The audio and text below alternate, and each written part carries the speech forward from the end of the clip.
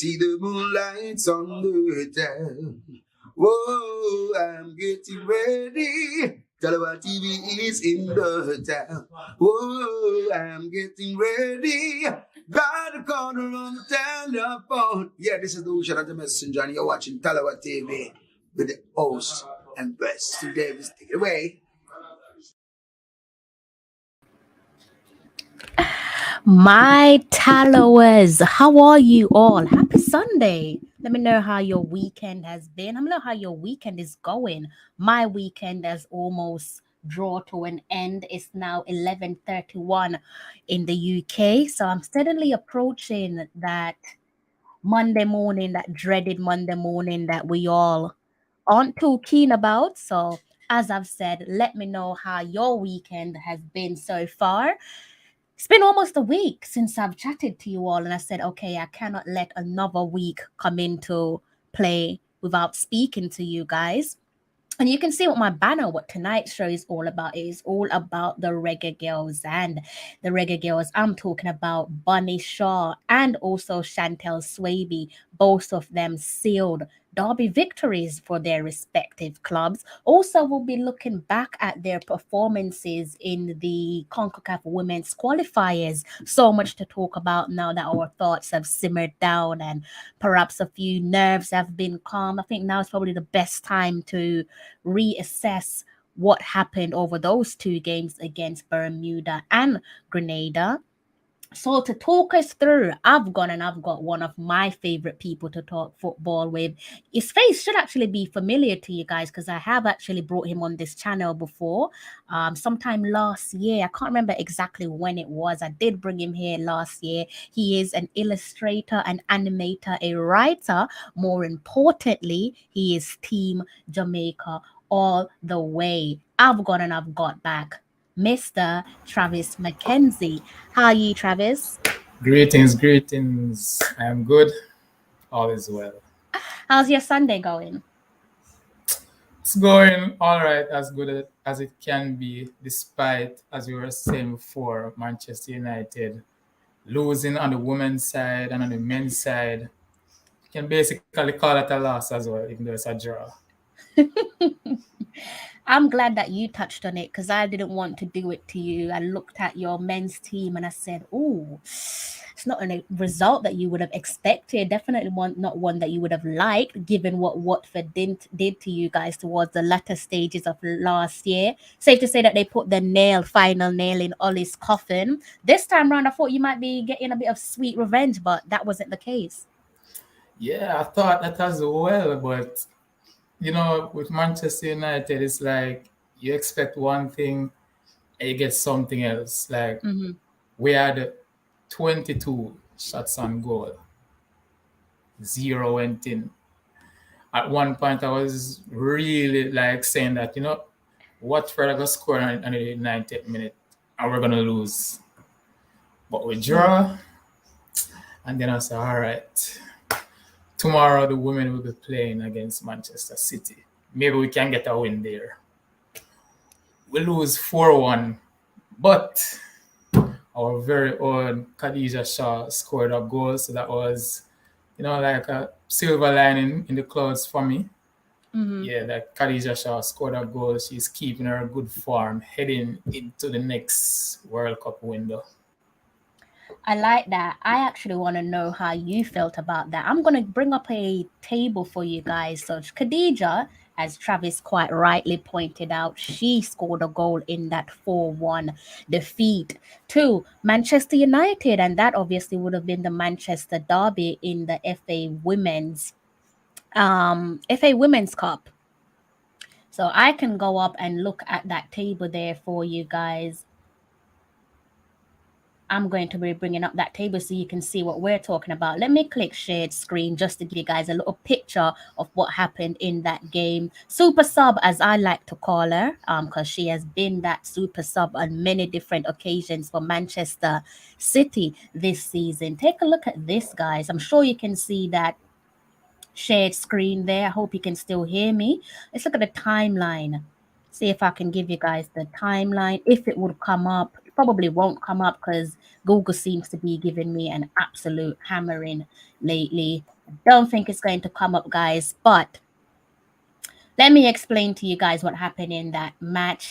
Back to Khadija Shaw. She came on in the 78th minute, guys, 78th minute in the second 45. And by the 79th minute, she found the back of the net. So she is, in every sense of the word, that impact super sub that Manchester City's fans are going crazy for. But as somebody who supports Manchester United, what's it like having your compatriots scoring against you? Yeah, it's bittersweet, But the way I always look at it whenever a Jamaican plays against Manchester United, I always say like I want my team to win 4-3 with Khadija Shaw getting a hat trick, but never happened. But it's a World Cup year, so as I was saying before the stream, I'm putting Jamaica first before my club. So I just want all the Jamaicans at their club to be winning, to be scoring goals, and then find form. Does that mean that would you fancy a Khadija Shaw? Say for example the scoreline was reversed and it was Khadija that scored the 4 goals, meaning that your side Manchester United lose. Listen, at first I don't think I would even make it to the match, to be honest. I think I'd sign off. But after the match now and then approaching, the April window, it's like, yeah, Khadija Shaw is on a good form right now. So we're ready for Cayman Island and Dominican Republic. So that's how I see it. I look on the form and how the players are playing. Because if I dwell on these things, I get a headache. Travis, you're better than me because anytime Bunny squares up against Arsenal, I'm saying, I'm like you all day, every day. It is country over club. But I'm also like you in the sense that, yes, I fancy you to take a hat trick, but I don't want you to take all 3 points because I can't bear the sight of my team losing, be on the men's side or on the women's side. Yeah, it's only country over club when it's a World Cup year. Apart from that, I don't really care. Only when there's a major international tournament. Yeah. Get them in good form, like you said, for the qualifiers, right? And since we're on the topic of derby victories, it's only right that we talk about Miss Chantel Swaby. I know some of us were pretty much anticipating the worst there for Chantel when she went off against Grenada. Also, Alison Swaby as well, kind of fearing the worst for the Swaby sisters. Mm-hmm. Some good news there for the Reggae Girlz fans that Chantel Swaby made a winning return, guys, against Celtic in the Old Firm derby, and they gave Celtic a lovely defeat there, beating Celtic 3-0 in their Old Firm derby. How pleased are you to see Chantel Swaby back in the team and also picking up 3 fruitful points? Yeah, man, very pleased because I don't want it to be a case where she had like a serious injury and then she comes back just in time for the World Cup qualifiers without any matches, under her belt. So she's coming back into the team, not playing any matches since the last window. So it's very good that they are playing club football right now and they'll be in tip-top shape already April. I'm really happy for her. I'm trying. I would love to say I want to go up to Scotland and watch Chantel Swaby and also Kayla McCoy as well. So those of you who are wondering about Kayla McCoy was in the team sheet there. For those of you who are wondering, where is Kayla McCoy? She seems like she's fit and ready to be in that starting 11 and also to contribute to goals when called upon. Yeah. Kayla McCoy, like she always scores goals for Rangers. I don't get to watch a lot of the matches because of where I am, but I always go on Google and look on the score sheets, and McCoy name is always there. She's doing what Khadija Shaw is doing in England, in Scotland. Whenever they call on Shaw scores. It's the same thing for McCoy. Whenever she starts, whenever she comes off the bench, she's always on the score sheet. So that is very encouraging. 100%, 100%. If you had a choice, I'm not going to give you the obvious one because I think I know your answer. So let's mix it up and let's look at that pairing up there in Scotland. Chantel Swaby or Kayla McCoy? Who are you taking right here, right now at your club? Uh, mm, it's a tough one, Tough you know. one, right? Tough one, yeah, tough one. I'm looking at Manchester United. I'm thinking about what do they really need.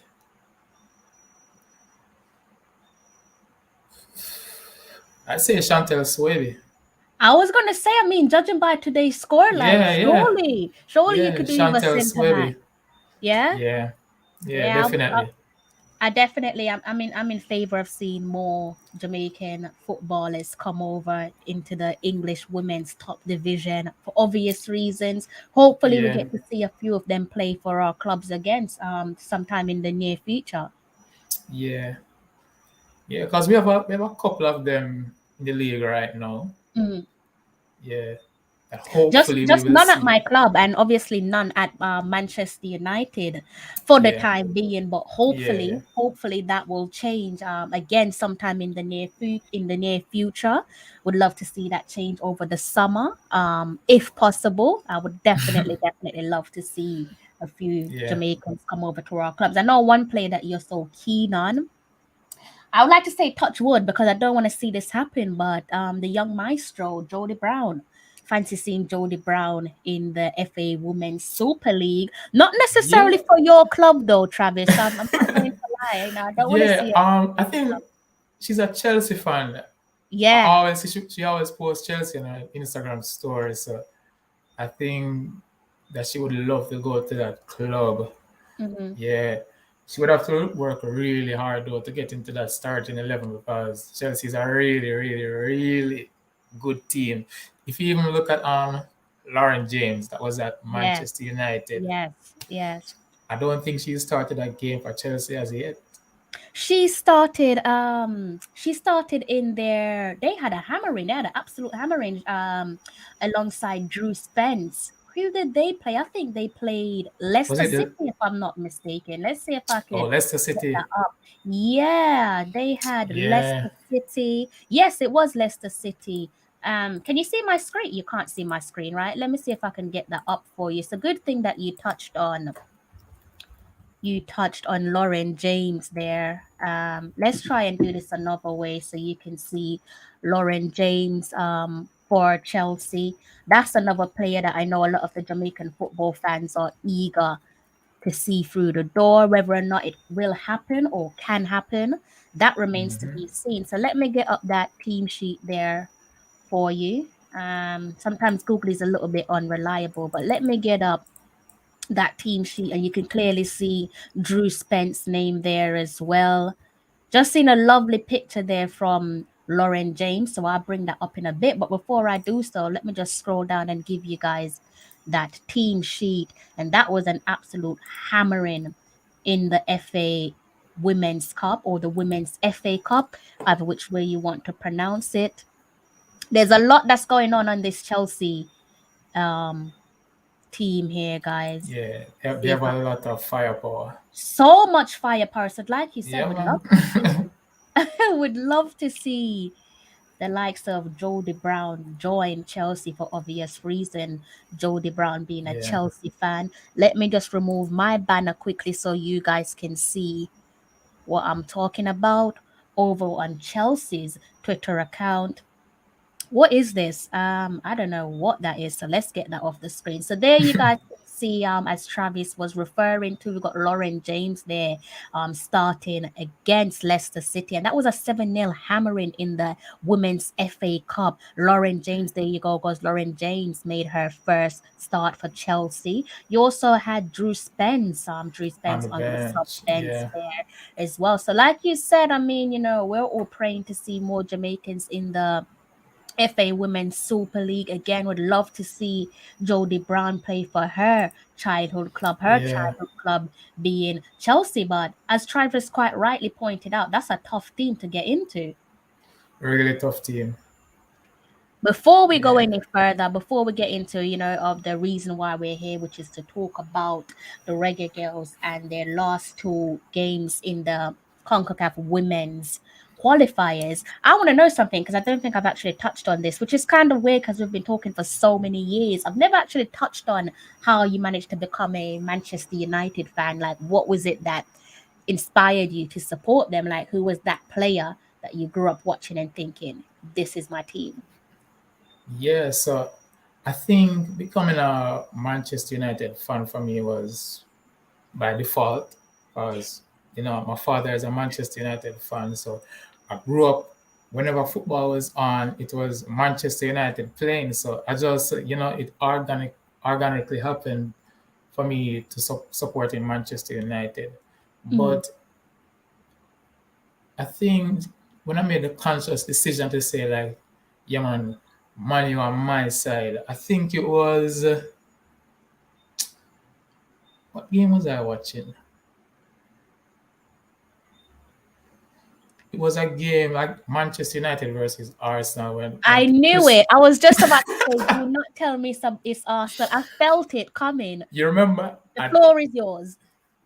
This is a very famous highlight of Cristiano Ronaldo. Whenever you type it, go on YouTube and type in Cristiano Ronaldo skills, there's this thing that he did against Arsenal when he carried the Was it ball to the. against Hoyte? Was he when he I was near the don't. corner flag? Yeah, man, he was doing like 1,000 step overs per minute, and I that remember. that's when Manchester United was playing like really good football. It was nice to look at and everything. I was like, yeah, man, my side is. I think, if I'm not mistaken, I think that was in the early days at the Emirates. I think the player you're referring to is Justin Hoyte, because I remember quite vividly um that shot, that panning shot of both players towards the corner flag, and like you said, step overs. Because back in the day, that was literally it for him: step overs and Mm-hmm. embarrassing his opponents. Yeah. So yeah, definitely remember that. And obviously back then you were the team. Manchester United were the team back Yep. then, winning trophies left, right, and Back to center. back. So yeah, exactly. Hard to What? defeat. Once Yeah. you see that Fergie time, you pretty much know what the game is all about and how the results going to Mm-hmm. come out. Yeah. And then now, subsequently, you're in a position where you're not the same team of yesteryear. So, what's going on at your club from an outsider looking in? It's a little bit difficult trying to pull things together and put pieces together to formulate a balanced or accurate opinion. Yeah. I mean, it's hard to tell. Like 1 minute you're saying it's the players, another minute you're saying it's the manager, and another minute you're saying it's above, it's the board, it's the owners. I think like it's just a mixture of everything, and Mm-hmm, the club just needs like a deep cleansing. They want a deep cleansing, man. They need mm-hmm. somebody if you go over Old Trafford, bring them grandmother the prayer warriors, make them pray, sprinkle some olive oil on the field, everything because I don't know, they need divine intervention at this point. It's quite you've touched on something there that's quite funny, because I see like there's so many similarities there that's going on with your club that I've seen so many times in recent years with Arsenal, and I'm beginning to wonder, like, is there a Yeah. cultural problem there in terms of where toxicity is concerned? I was talking to someone the other night on their YouTube channel, and they were saying that the likes of Marcus Rashford, for example, he was the key talking point and saying that he needs to do better, etc. And to add balance to the argument, I said, in fairness, they did touch on Marcus's hairstyle and said, he's now concerned about his image, etc. I'm just like, okay, well, to add balance to the argument, I think Marcus' biggest downfall at the moment is him, and the fact that he doesn't allow himself to heal properly, especially when he Yep. picks up Yep. injuries. And you have to Yeah. wonder, at some point, you have to question your longevity. for the game if you're not allowing your body to Yeah, truthfully repair. And he does it a lot, especially when it comes to the international part of the game. I'm wanting to play for England for obvious reasons. Of course, he wants to be at the Euros, he wants to be at the World Cup, but yeah, subsequently that then has a knock-on effect on Marcus Rashford because he's clearly not the same player. And I'm not sure if you're going to put that down to culture and the fact that he hasn't allowed his body to fully recover. yeah. He hasn't, because if you look at it, I think for like 2 years now, he's been like playing non-stop. And like Mhm. previous manager, Ole, I don't think he believes in rotation. He plays the same team over and over and over again. And Rashford is always part of that team. I remember when COVID just hit, and then, they had to extend the league into June, July.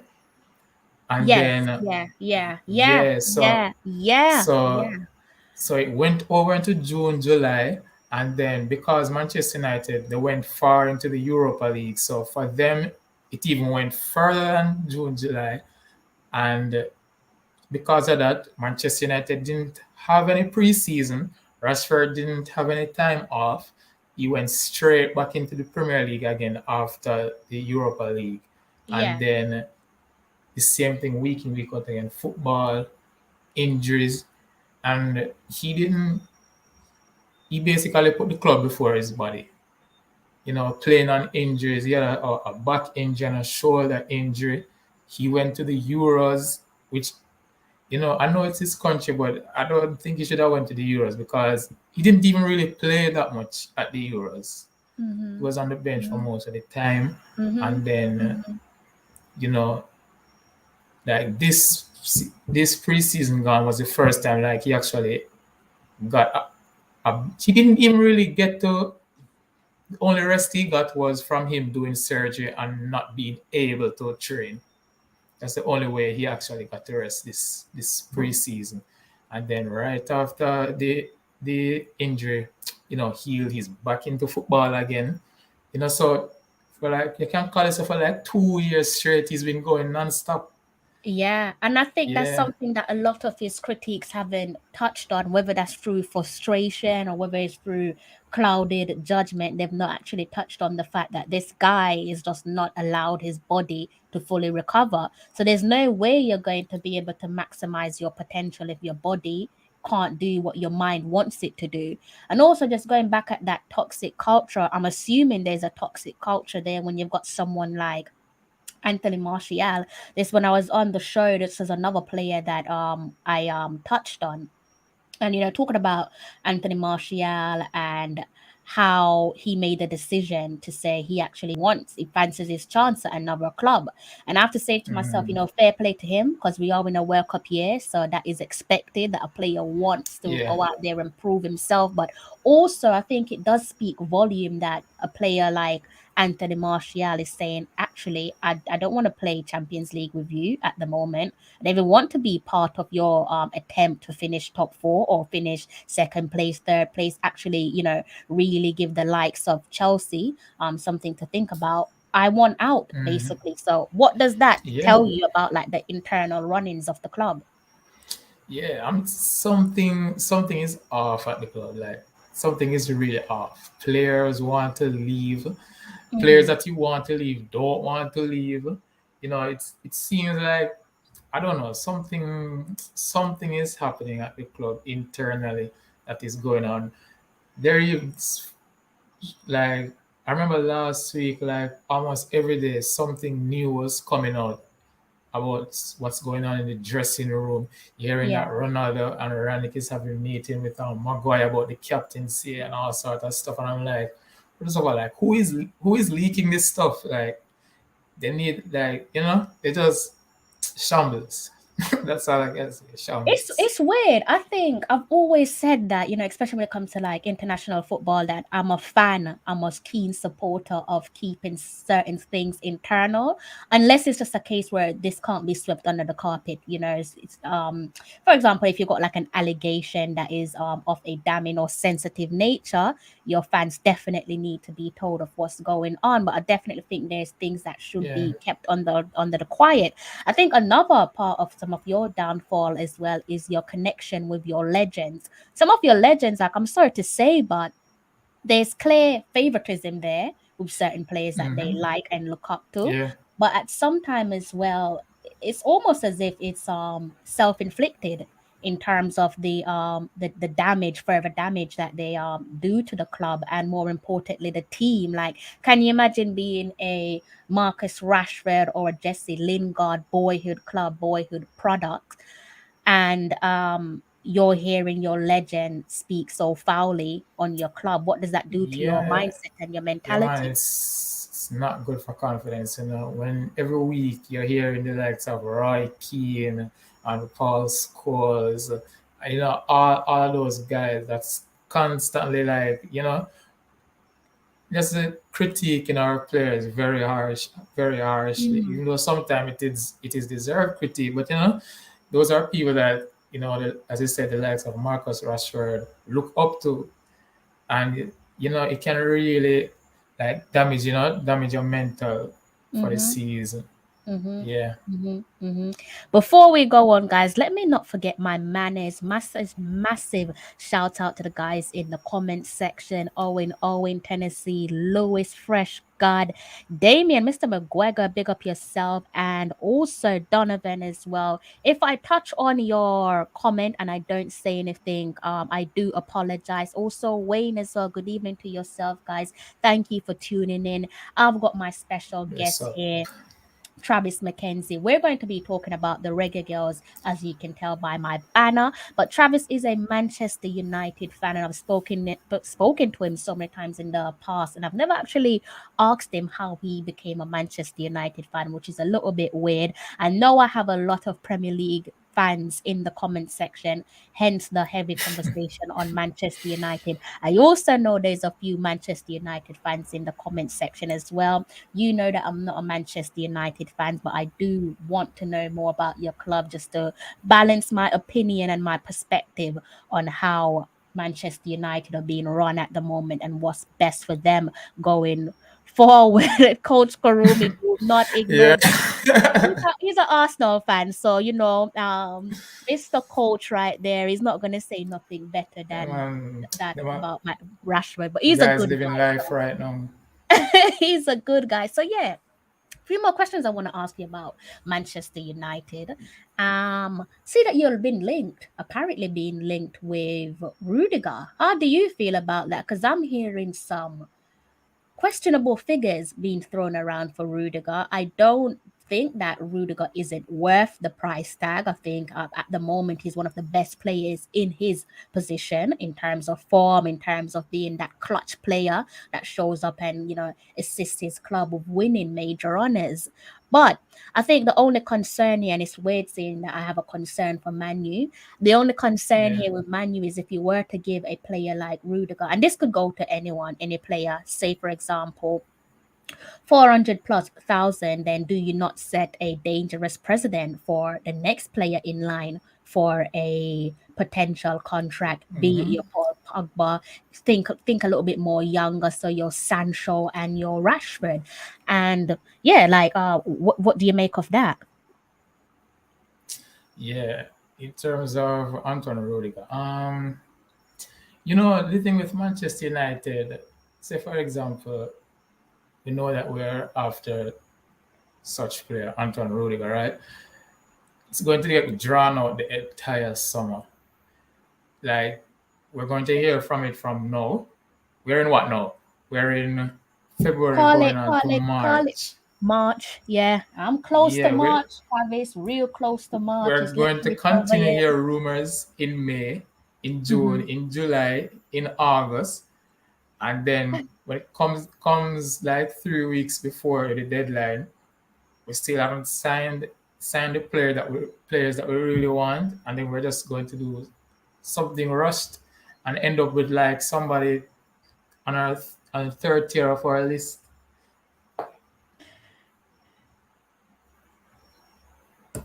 Yeah, but to be fair though, I think some of the players that we've gone after in the previous years, we've went ahead and gotten them. It just that Mm. it took really long. And by the time the news broke, we were like, yeah, we already know he's coming. So, the excitement gone. That happened with Sancho. That happened even when we signed Arnold Bissaka. That's what happened because we were linked with him for like the entire season before we signed him. We saw pictures of him trying on the shirt and everything, and the club never announced it. And when the club announced it, it was like, yeah, it's just another day. Yeah, So too dragged out. the way they handle transfers is really frustrating. I Yeah. have to talk as well. You probably don't want to talk about this guy because it's not looking too good for you unless this is just them playing their cards close to their chest. Mr. Paul Pogba, how do you feel about Paul Pogba? The prospect of you losing him for the second time on a free come summer. Yeah. To be to be honest, I think he's gone already. I think his mind is made up. He's just being professional about it. Just playing for Manchester United, and when the season's done, he'll be on his way. That's what I think. But who knows? Maybe we get a manager that he likes, or a manager that comes in, tells him stuff that he likes, and he signs a new contract. You never know what can happen in football with these contracts. But as it stands now, I think he's going. So we've got Yeah. say 400K here for Rudiger if he does come. Karum is saying that it's not a striker. Yeah. Our daily asks for so much. All right, so 400,000 potentially per week for Rudiger. So how much is World Cup winning for Pogba worth?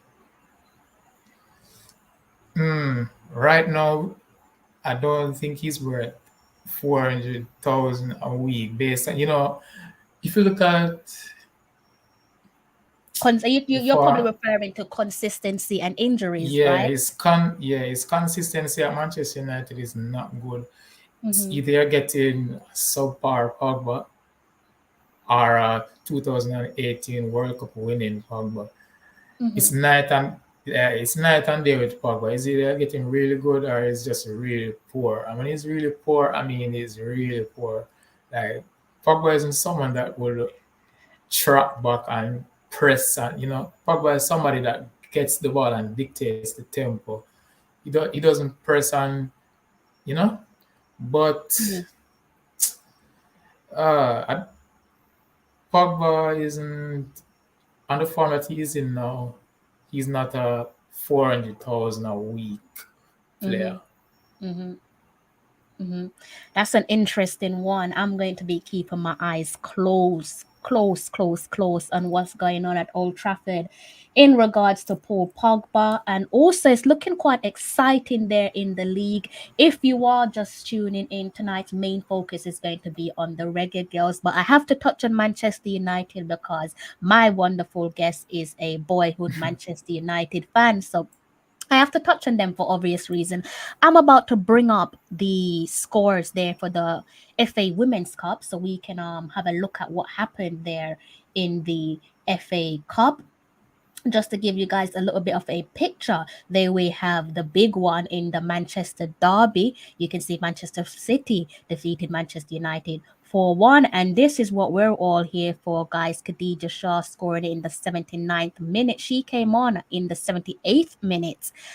That's what you call a super sub. Netted another goal for Manchester City against Manchester United. And if I go back a step and look at the rest of the action, big win here for Drew Spence and Chelsea. Also potential Reggae Girls in the mix could be Lauren James. As you can see, they gave Leicester City an absolute hammering. 7 goals against Leicester City at home.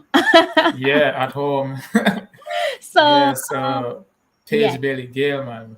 Yeah, I Tough mean, night for her. you said it. I didn't want to have to bring our girl out like that, but you said it there, Travis. 7-0 against Leicester Yeah. City there, high flying Chelsea.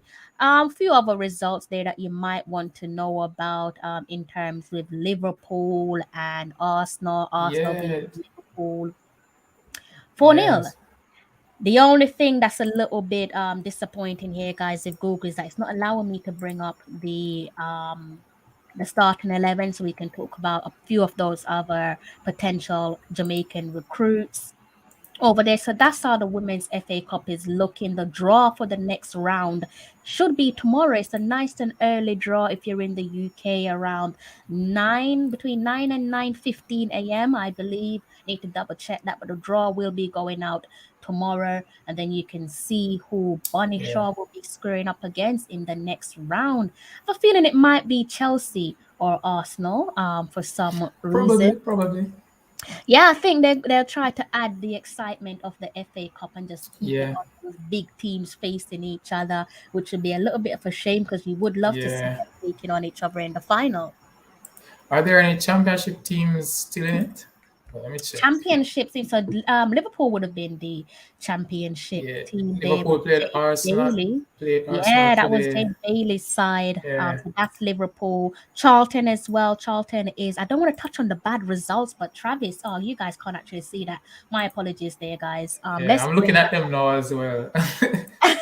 Let me bring that up because Yeah, Travis asked a really good question. Here we go, guys. So this would have been Charlton nil, Everton 2. Charlton is the home of Van fine. Sampson. Yeah, So they lost, unfortunately, against Everton. Also touched on Jade Bailey's Liverpool. They're losing 4-0 against Arsenal. Big yeah. She win didn't for us. start in that game. Yeah, so that could probably explain the scoreline, right, Yeah, Travis? yeah, yeah. And obviously, we have the big one here in the Manchester derby. Manchester City beating Manchester United 4-1. Bonnie Shaw with a goal to her name, coming on as the impactful super sub. Also, if we go across the, actually don't want to touch on that just yet. So if we go across and look at the Rangers women's team, you can see Chantal Swaby and Kayla McCoy's Rangers defeated Celtic in the Old Firm Derby 3-0. So they're looking lovely there up in Yeah, Rangers man, fine this form. season. Incredible form. Long may it Yep. continue. I hope they can lift the Back trophy to at the back. end. Back to back. I'm hoping they can actually lift the trophy come the end of the season. Let me bring up my talking points again just to remind you what we're going to be talking about, the Reggae Girls. And I think I've chosen the ideal fan. There's so many people I talk about the discuss the Reggae Girls with online, and Travis happens to be one of them. No, you've been here since the last decade, so at this point you most certainly know the Reggae Girls like the back of your hand. Yeah, and the funny thing is, I started watching women's football and like really, really watch it. Like be, like I'm able to like watch a game and say, oh, that's Khadija Shaw. I can tell the name of the players. Was Yeah, in 2015 when like really. yeah, like, I watched international women football only before. So I watched Mm-hmm. the 2011 Women's World Cup when Japan won. Mm-hmm. Yeah, because and then after that I put it on hold, and then I heard that Jamaica is reviving their women's program, and they were attempting to qualify for the 2015 World Cup. So yeah, I got Okay. invested in women's football, and then I started like say, hold on, does my team have a women's side that didn't? But then I saw that hold on, there's an entire women's league in England, so I started watching what I could watch because I didn't have the FA players yet. I No. started watching the games that I could watch. I started watching the NWSL. I started to know the player names from the US women's national team, all the different teams. And yeah, that's how I got into women's football in Since 2015. it's interesting because I had a feeling it might be 2015, but I think we probably came across each other's accounts In just 2018. yeah, Yeah. exactly, like a couple years Yeah, later. So I was back in 2018, like I was starving for like Jamaica women's content, So I would go on YouTube anywhere and type in Jamaica women's national team and see who is talking about them.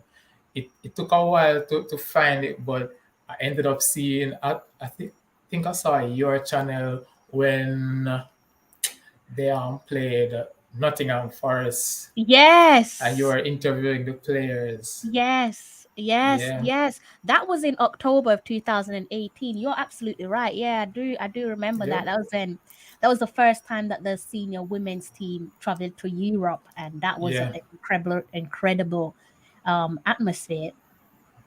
yeah, Yeah, it's been a while. Yeah, like I said, I did guess that maybe you've been following the Reggae Girls since roughly maybe 2014, 2015. So, yeah, nice to see that I was quite accurate in that regard. So, that being said, um, how are you feeling about the Reggae Girls this time round? We did discuss earlier on that it just feels like there is so much more attention on the Reggae yeah, Girls in comparison to the last World Cup cycle. yeah, man. A lot of eyes on the Reggae Girls now, and I Hmm. think it's a number of things. Being that we qualified for the previous World Cup, so a lot of people are going to jump on the wagon, and then also the men's team, they can't qualify for the World Cup anymore, so the entire country is looking towards the women's team, as our last saving hope for some form of happiness in football. So yeah, it's a lot of eyes on them. How you feeling this time round though? Because last time round, I felt like the atmosphere was very friendly. Met so many people on social media at the last World Cup qualifying campaign. This time round, it still feels friendly, but it also feel a little bit tense. I'm not sure if that's because the expectation feels as if it's been tripled, being that we're now Yeah, trying to do, two cycles on the trot. yeah. I think it's the expectation, and people thinking that we're going to come into this first run of qualifiers and just, you know, slap with every team 14 nil and things like that. But people need to remember, that as a result of Jamaica qualifying, be the first Caribbean team qualifying for the World Cup, they Hmm. inspired a lot of countries. A lot Yes, of countries looked at Jamaica, saw what they were doing, and they are imitating Jamaica. Look at Dominican Republic. They said, okay, Jamaica is getting a lot of their players from, the the NCAA. diaspora. Yes. So they said, all right, let us do the same thing. Let us start it from the under 20 level, because that's what Jamaica did. Most of the girls from Jamaica senior team, they were Yeah, promoted from our under 20 team.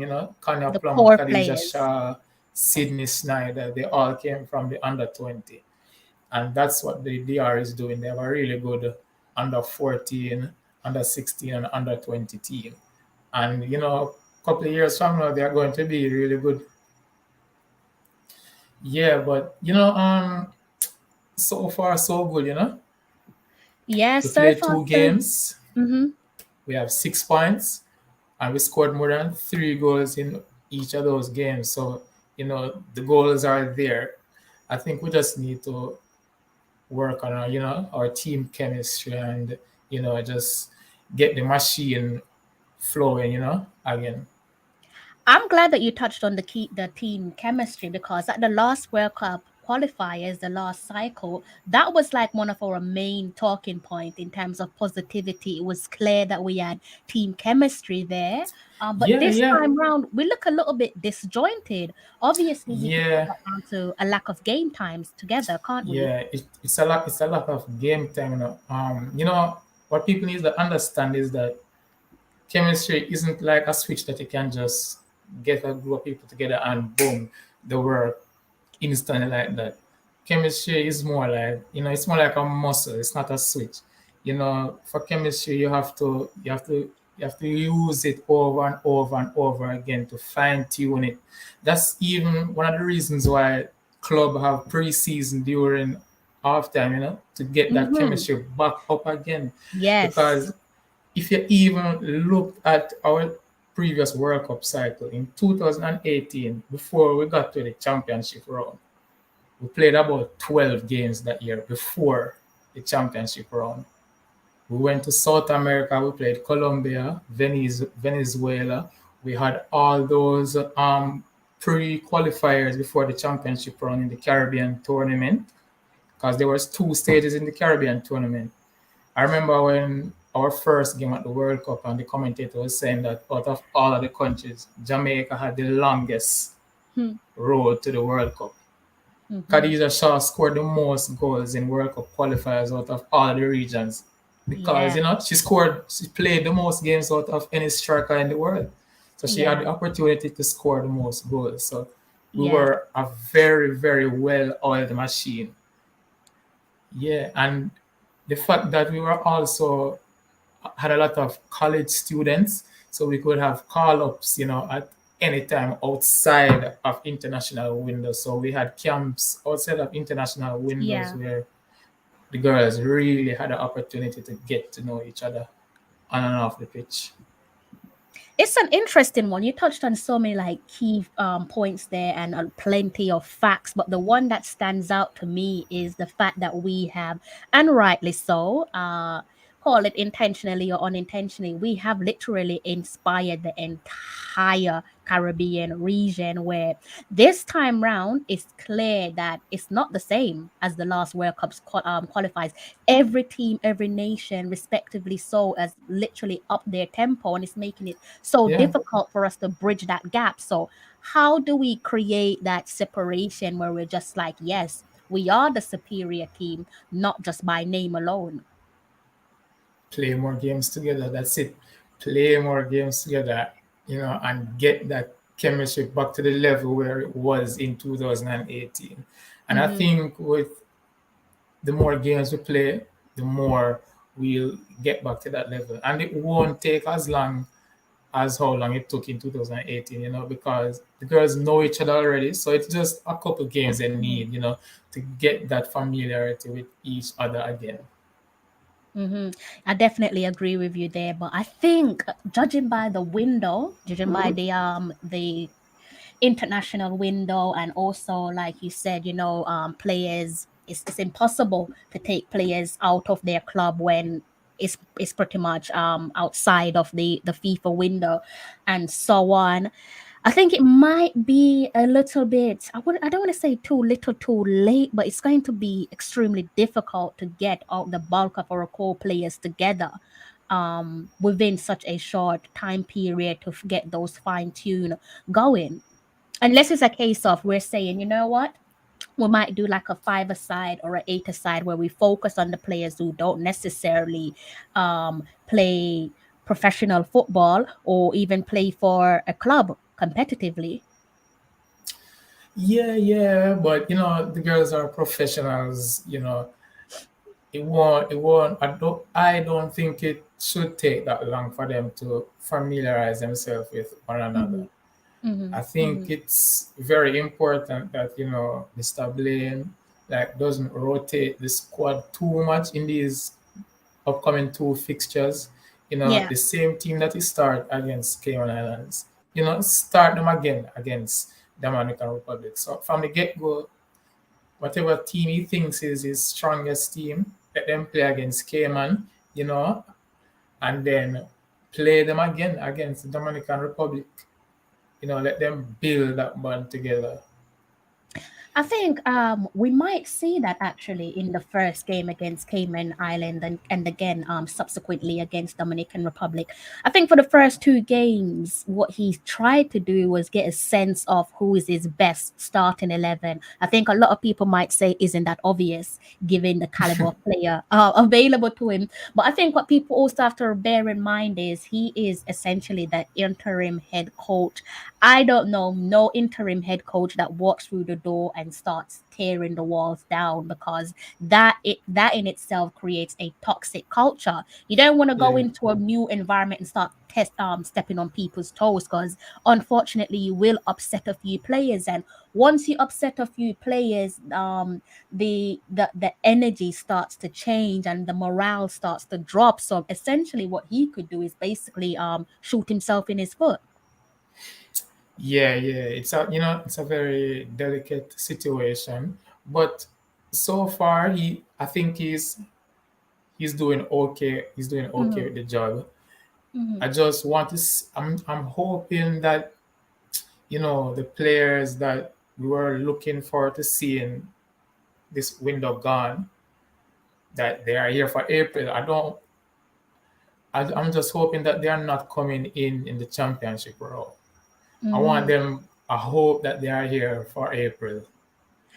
I love that you've gone straight to the championship round because what that tells me is Mr. Travis McKenzie Yeah, man, is saying that we're confident. already there. He's beaming with confidence. He's saying that we're going to I am make it through this confident. group. Yeah? Yeah, man, confident. I am confident, but I am cautious at the same time. And I think Cautiously the optimistic. yes, cautiously optimistic. And I think the girls are cautiously optimistic as well.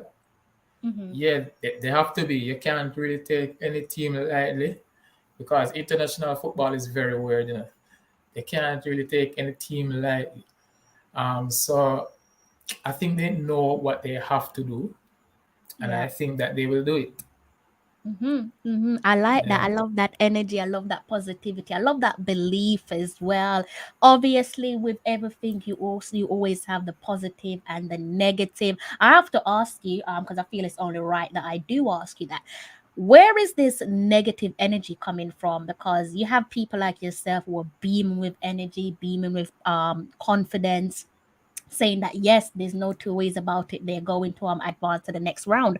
But at the very same time, you have a few people that's just not best pleased, not happy with the results, even though we handed Grenada a absolute hammering. People still wanted more from the girls. Yeah, I think it's expectations, and Mm-hmm. and probably a little bit of residual negative energy seeping over from their experience with the men's side coming over to the women's side. So yeah, I just think that they were expecting us to like really walk through every team like 14 in every match. Khadija Shaw scored 4 goals a game. Yeah, yeah, but the, the the Jamaica isn't the only analysis. team getting better. I'll allow you to chime in on this one because for me the analysis of Bunny so far has just been completely bizarre, especially in that opening game against Bermuda. It's like, did you not see how much ground Bunny covered in that match? She was tracking back, she was in defense, she was left, she was right, she was through the middle. At the end of the game, she got the goals that she wanted or the goals that's expected of her as a forward. So where is this heavy criticism coming from a player who went into the qualifiers also on the back end of her team, Manchester City, playing the would have been 2 days before, so that they would have played on the Sunday. She would have traveled, and then by the what is it, the Tuesday? It was a Tuesday or a Wednesday. Jamaica played, right? So Yeah. very little time to rest. I think it was a Wednesday for you guys and Thursday for me. By then they had played. So where is this unfair or not well balanced criticism coming from? Surely it can't just be a case of you're saying, or not you per se, but people saying because she's Bunny, then we're expecting 5 4 goals per game. Yeah, I also think it's like the overall performance like of the team, of Bunny in the matches, because there were times when she wasn't really, how do I put this? She wasn't really trying, but she didn't have to try against those teams. You could tell that They didn't shift she's a gears. cut above the rest. Yeah, Yeah, yeah. even in that, even in the Bermuda game, like she just is like one instant, she just say, "All right, time for me to score," and she just turn on the afterburners, run left to a girl, and put it in the back of the net. So yeah, I think that's what is like really rubbing people the wrong. I wouldn't say rubbing them the wrong way, but annoying them because they know that she could score more goals, like if she really tried to, and they I just got you. want like yeah, I got you. So I think it's a case of saying, not necessarily saying 4 or 5 goals per game, but come out of that gear 2 and perhaps hit that gear 4 as soon as possible. yeah, yeah, And I yeah, think it's a fair analysis for the girls as a yeah, yeah. collective unit. Like, it's been such a slow and steady stride towards clicking and getting into that rhythm. There's numerous reasons for that, but I would definitely love to see them hit that gear 4, possibly gear 5 as a matter of urgency. And I say urgency only because of what Dominican Republic have done to that table, that group table. We're in the Mm-hmm. same group as Dominican Republic, and they've completely blown the goal difference out the pond, haven't they? Yeah, yeah, yeah. Hopefully, in the next match, we'll be playing Cayman. They'll be playing Bermuda. You know, I wouldn't be surprised if Bermuda beat Dominican Republic. I wouldn't be surprised. Travis, I am backing you on that 100%. People are underestimating Bermuda. Bermuda are a problem. And I felt it. I was just like, this side is Yeah, not a walk in the park. They make it tough for you. They will essentially squeeze the life out of you if you're not focused and bringing your A game. yeah. We might have beaten Bermuda. What? 4-0, right? Yeah, the argument is there that perhaps that was the game where we were saying that Bonnie should have had a penalty, right? I think she definitely should have had a penalty. Mm-hmm. Also by the The lock, Trudy Carter Trudy, goal that the was not crossbar. allowed. Yeah, That one as well. I was like, did that not cross the line? It looked to me that it did cross the line. So maybe that should have been a 6-0 for Jamaica. Unfortunately it wasn't, but yeah, there's so much to talk about from that game. But Bermuda were definitely not a walk in the park. yeah, man, yeah, man. But I saw Bermuda play the Cayman Islands, and I saw Dominican Republic play Cayman Islands, and you know Dominican Republic DR beat them at 4-0, and the Cayman Islands were 10 women down.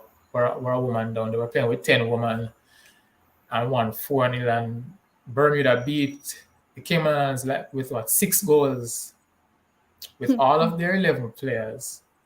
But you can't really use that as a baseboard to compare the two teams, because maybe Bermuda is just well suited to play against Cayman, and Hmm. the DR is just not as suited to play against Cayman with the style of play that they utilize. But Hmm. when I saw DR play against the Cayman Islands, you know, I wasn't like impressed with like, whoa, whoa, this is going to be like a really, really, really hard game for Jamaica. Hmm. I wasn't, that impressed with the Dominican Republic. I just think that Jamaica just needs to turn up. As long as Jamaica turns up and are on their P's and Q's, all their I's are dotted and their T's are crossed, they will get the job done. I want to That's it. echo what you said. I think this is a game that you attack from the first whistle. It can't be a Yeah, case where they you're can't they trying. can't they can't let DR gain any confidence in the match from No. the get go.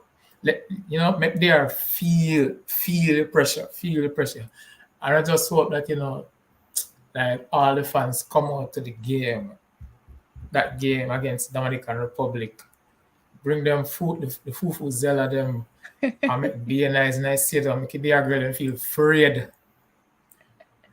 Yeah, man. Yeah, I love that. I trust in the 12th man on this occasion. That game against Dominican Republic will thankfully be played on Jamaica's home soil. I think we'll Yeah. see a different if they do show up, that is. Again, I do trust that they should show up. They will show up. Someone said in my comment section, let me not tell a lie. I can't remember if this was the comment section or one of my panelists. Apologies if I get this wrong, guys. I was talking to someone last week and they said they made a beautiful suggestion of the government giving out tickets to high school children. And I think that's an excellent suggestion if you're talking about wanting to showcase the next generation of what is achievable. Yeah, man, that would be a good idea. Good idea. I think they'll bring that energy that we're searching for as well. Usually you get a different type of buzz when you have like high school children together watching their country we don't call it countrywomen or compatriots play in such a pivotal game. Yeah, yeah. Yes, Tennessee Lewis said it. They were playing with 10 from about 11 minutes. Cayman Yeah, Islands. I'm actually going to bring up that game. Bring up Group C for you all, so we can look at Group C, so we can get us friendly reminder. Let me turn on. I can close Manchester City. We don't need that. Rangers. I can close Rangers for the time being. I will revert back to those derby victories there for Khadija Shaw and Chantal Swaby and Kayla McCoy, respectively, for their clubs before the show comes to an end. Let me go back over to Google, guys, and this is pretty much what we're all talking about on tonight's show. Looking at that Group C standing, as you can tell, as you can see, Dominican Republic out in front there. They're on a 13 goal difference, guys. Level on points with Jamaica, but the obvious little bit of blip or a little bit of, you might want to call it a light concern there, is the goal difference. That's what we're trying to usher out, or will Yeah. be trying to usher out against Cayman Islands, and subsequently the biggest game of the tournament will be the final game against Dominican Republic. So that is how things are looking there in their game. If we look at Bermuda and how Bermuda's uh, campaigns going so far. The big one there is the opening match against Jamaica away from home. They played Jamaica at the National Stadium, the office, as so many of us like to call it. Subsequently, they went on to pretty much kickstart their campaign 6-0 winners against Yeah. Cayman Islands there. Looks like that was a deserved victory Yeah. That game for, was played in Florida. yeah. Yeah. Interesting. I, What's the reason for that? I think it was because of some COVID protocol in Cayman, so the Okay. game couldn't be played in the Cayman Islands. Okay. I've noticed that a Yeah. few of the Caribbean islands are playing away from home as well. I'm wondering if that is a Yeah. stadium issue. For some of them, they don't have FIFA standard Yeah, FIFA stadiums, and standard, some it's yeah. because of COVID. Mm-hmm. Mm-hmm. And Yeah. then so that was Bermuda, guys. Next up we have Cayman Islands. As you could see there, Cayman Islands suffered a 6-0 defeat against Bermuda. They also suffered a 4-0 defeat over Cayman Islands. So things not looking pretty. I don't want to jump the gun here and say that we're guaranteed to absolutely turn over Cayman Islands, because you do have to respect your No. opponents, and football is played on the day. If we backstep a little bit and look at who else haven't we looked at? We touched on Grenada. Why not see what Grenada are doing? We all know about the big one that's got a lot of people sitting up in their chairs. Their first game was against Dominican Republic, and they unfortunately lost that one. 9-0 went out against Jamaica on home soil, and they lost this one 6-1. Little bit pleased for Grenada with their goal. I think that was Yeah. deserved. Beautifully Yeah. taken Yeah. goal. They tried to make it difficult for us. They really tried. Yeah. I remember it was like in the 40, like in the 40th minute, and they were time wasting. I'm like, yo. I want to actually come back and talk about Grenada, because when I was watching that game, they absolutely frustrated me. And at one point, I looked at the game in hindsight and I said, fair play to yourself, because I would have done exactly the same thing if Yeah, I am in your you know, position. because they are probably like people are probably telling them, oh, when Jamaica comes, you guys are gonna get 15 or something like that, and they made it out say we are not going double digits. They We are probably not heard some of us conceding. here bragging and boasting how we're gonna tuck them in. Like you Yeah, said, yeah, someone yeah. said 40-0, 15-0, 10-0, but Hmm. surely, and this is why I have to say, hats off to Grenada. For playing with some pride, and if that meant that they had to time waste, at the end of the day, what you call that is game management. Yeah, man, game management, they managed the game as best as they could. Yeah, they did. Again, frustrated me. But if I were in their position and I didn't want that game to hit double digits, bearing in mind that Dominican Republic pretty much handled business over them, I think it was a good decision on their behalf. Formula is high on confidence. Formula said, Crystal, come on, we're guaranteed to run over Cayman. I'm not gonna knock your confidence there, Formula. I don't disagree with you, but at the very same Yeah, time, man. I share his I views. kind of want to be a little bit nice to Cayman Islands. But yeah, it should be a cracking game against Cayman. Who knows? Maybe that's the game where we hit double digits. But again, football is most Yeah. certainly played on the day, and anything can happen in football. I don't want to stress that too much because I don't want to jinx the game. So what I can do is turn back on my shared screen. I'll have to remove your comment there, Tennessee, and I'll bring it back up in a bit, and we can go back over where I left off for the rest of the game. So we touched on Cayman Islands. So their next game, Cayman Islands, is actually against, they've got Grenada Grenada. coming up. Then Yeah. we will revert back in April. And then a few days later, they finish off their group stage against Jamaica on home soil. Hmm.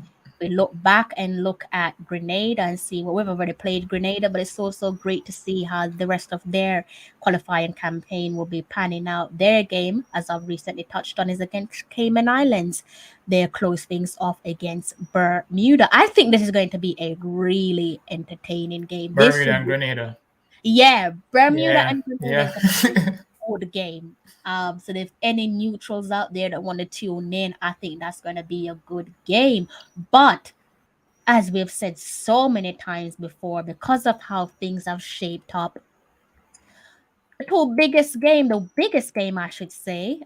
Before I get to that, Jamaica kicked things off against Cayman Islands on April the 9th. And we see off our World Cup qualifying campaign where the CONCACAF Women's Championship is concerned.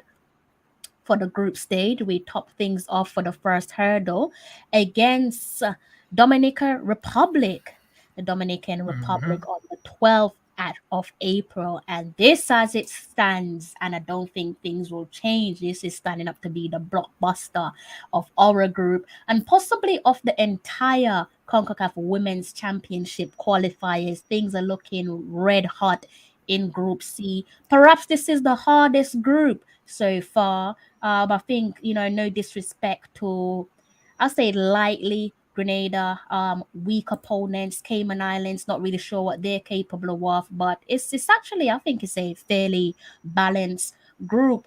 Don't think there's any team there that I would say that, yeah, there's no respect there. Yeah. There's respect all The across group the with board. Cuba and Haiti is really competitive as well. Yes, that's another group. Yeah. So many They both have a goal difference of 17. So yeah. Yeah, Haiti, fair play to Haiti. We talk about Jamaica rightly so as we Haiti is a should, good but team. Haiti is a good team, and they've I think that's something that they can definitely pride themselves on across the board, where the women's team and the men's team is concerned. Yeah. So big up Haiti. Mr. Warren Webster, I don't think we will lose against Cayman Islands. Seem to have triggered a few of you on this peaceful Sunday. So I do apologize. I'm just trying to be a little bit respectful to Cayman Islands, but I'm on your side, guys. I can't see Cayman Islands beating us. Warren is saying that, come on, if we lose to Cayman Islands, we don't deserve to go to the World Cup. I say this without reservation. Warren, Yeah. I'm on your side, Warren. Tennessee Lewis is saying Warren Webster, absolutely.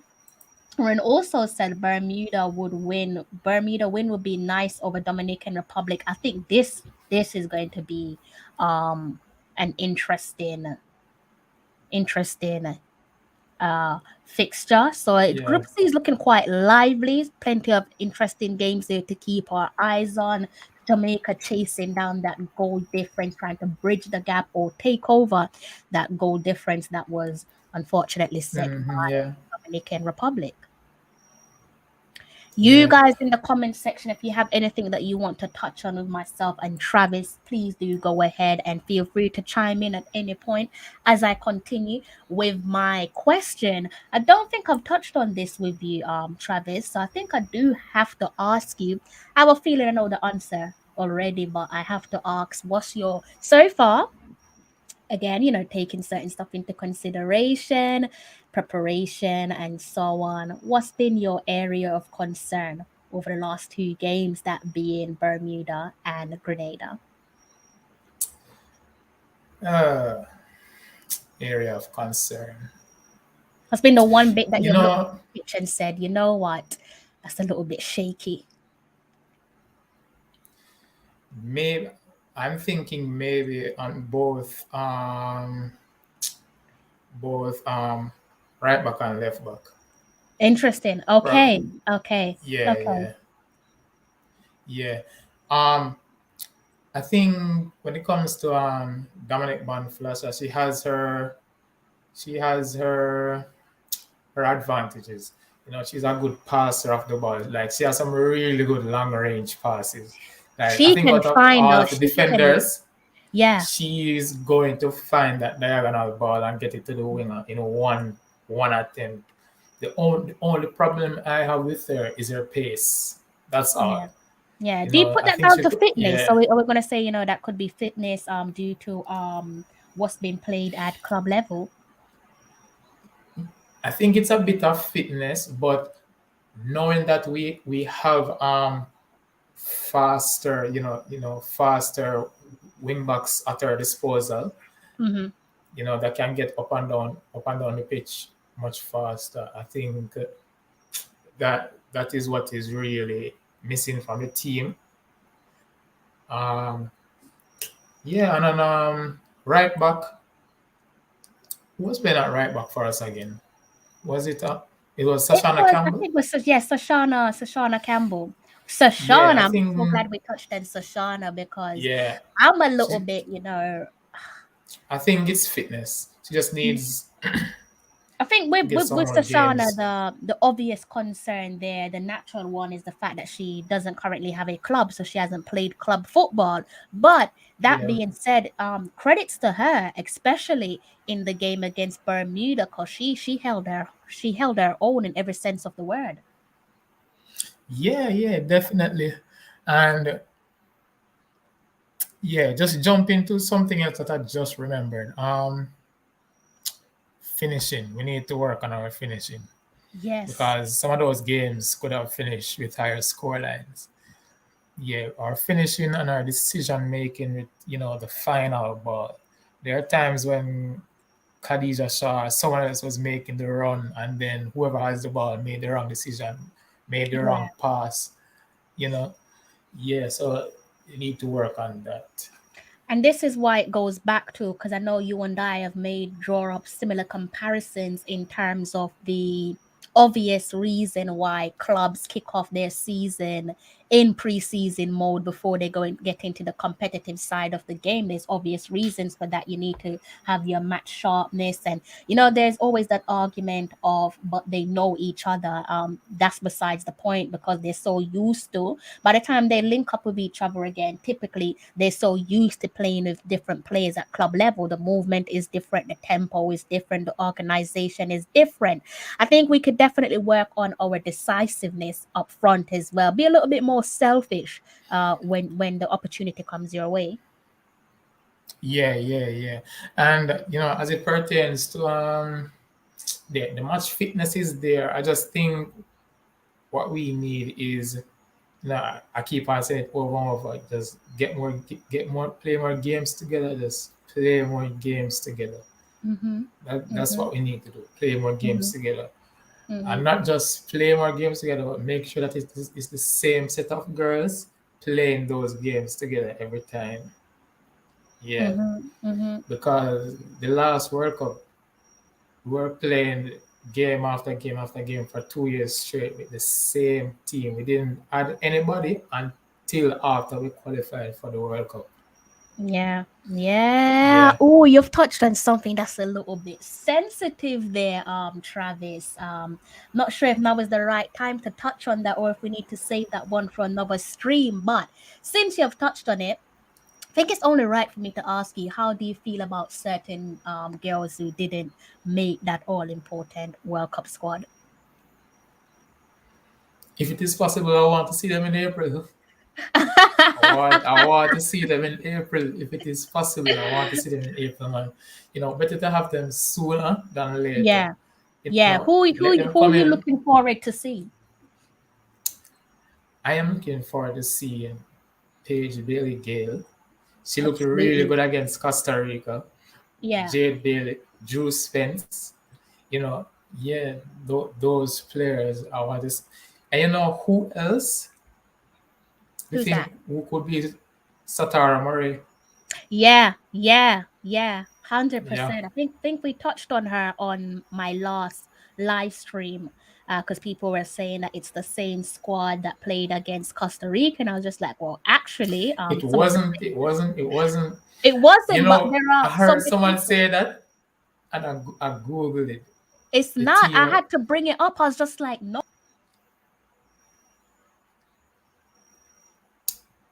Oh, what happened? Not sure what happened there, guys. Apologies about Yeah, that for technical glitch, but yeah, as I was saying there, Travis, it's definitely not the same squad, but there was quite a few people that were saying, the reason why they expected a better scoreline was because we fielded the same team against Costa Rica, but obviously that's not the case. no. It was a completely different midfield. It was a midfield. It was a midfield of Drew Spence, Yeah, Jade Bailey, and yeah, Atlanta Primus. That was yeah, the three woman midfield, and then we had Khadija Shaw, Shayna Matthews, and Paige Bailey Gale up top. We had yeah, Chantel Swaby, Vian Sampson in the middle, and then no, Alison Swaby and Vian Sampson in the middle. Chantel Swaby was playing at left back, and Satara Murray was at right back. yeah, So yeah. that was So a team that faced off against Costa Rica. I think one of the criticism as well for this team is that I think a lot of people were perhaps like new to following the girls or under the impression that it's the same team that's put out time after time, be it your friendly or your Yeah, competitive game, but that's clearly obviously far from the truth. yeah, man. Because if you really look at it, some of these girls are just coming back into the team for an extended period of time. For example, Yeah. Dominique Bonflasser. I think the last time she played for Jamaica was when? Was it the Pan American Games? I think it might have been because I can't. She definitely weren't out in the last couple of outings. Don't recall No, seeing Dominic Bonflaza even at the summer mini series against no, Nigeria and USA. So again, that's another player that yeah, although she is used to the core players within the team, she's still been yeah, missing for an extended period of time. yeah, man. Because players change, their Yeah, playing habits change, they get better. Certain yeah, things that Khadija Shah did in 2018 when she was playing, she doesn't yeah, do that anymore. So they, so they have to get acclimated to each other again. But yeah, you know, but chemistry, it's a muscle, and there's a thing called muscle memory. So it's not going to take long for them to gel. It's like learning. It's like riding a bicycle. If I or learn, learning to if you learn to drive. ride a, yeah, if you learn to ride a bicycle at 10 years old, and Yeah. you haven't touched a bicycle for like a number of years, and you're now 18, it's going to take maybe a few minutes for you to get your bearings together. But Mhm. you'll be riding the bicycle again. That's true. That's true. I think it Yeah, was yeah. Formula that touched on that bit of muscle memory there. So Oh, I'll yeah, yeah. definitely echo that you're right in that regard. They are used to each other, but the main concern here in terms of us trying to find our rhythm, if that's something that we're going to be relying on, is surely putting more friendlies in Yeah, the pipeline. yeah, man. And I hope that if we make it to the championship round, which we Yeah. will, yeah, You have to add I really emphasis on hope, that, yeah, Travis. man, yeah, man, which we will. I hope that they can get a camp in Yeah. before the championship round, because what it's going to be in what, June, or is it July? Let me go and see. I need to actually make sure I get this date Yeah. accurate.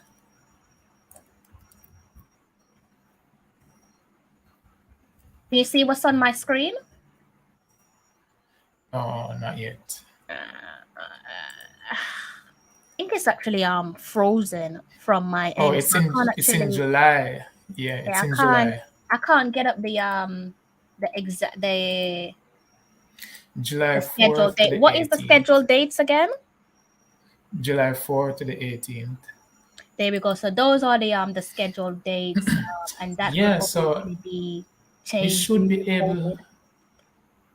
yeah, we should be able to get the girls, because the Women's Super League will be done by then.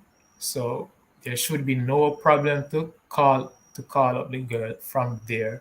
Mm-hmm. And when it comes to the NWSL, I think the American clubs are more receptive of sending off their players I think for so too. I for think so international too. duty. And I think they it love it benefits them, when doesn't we, it?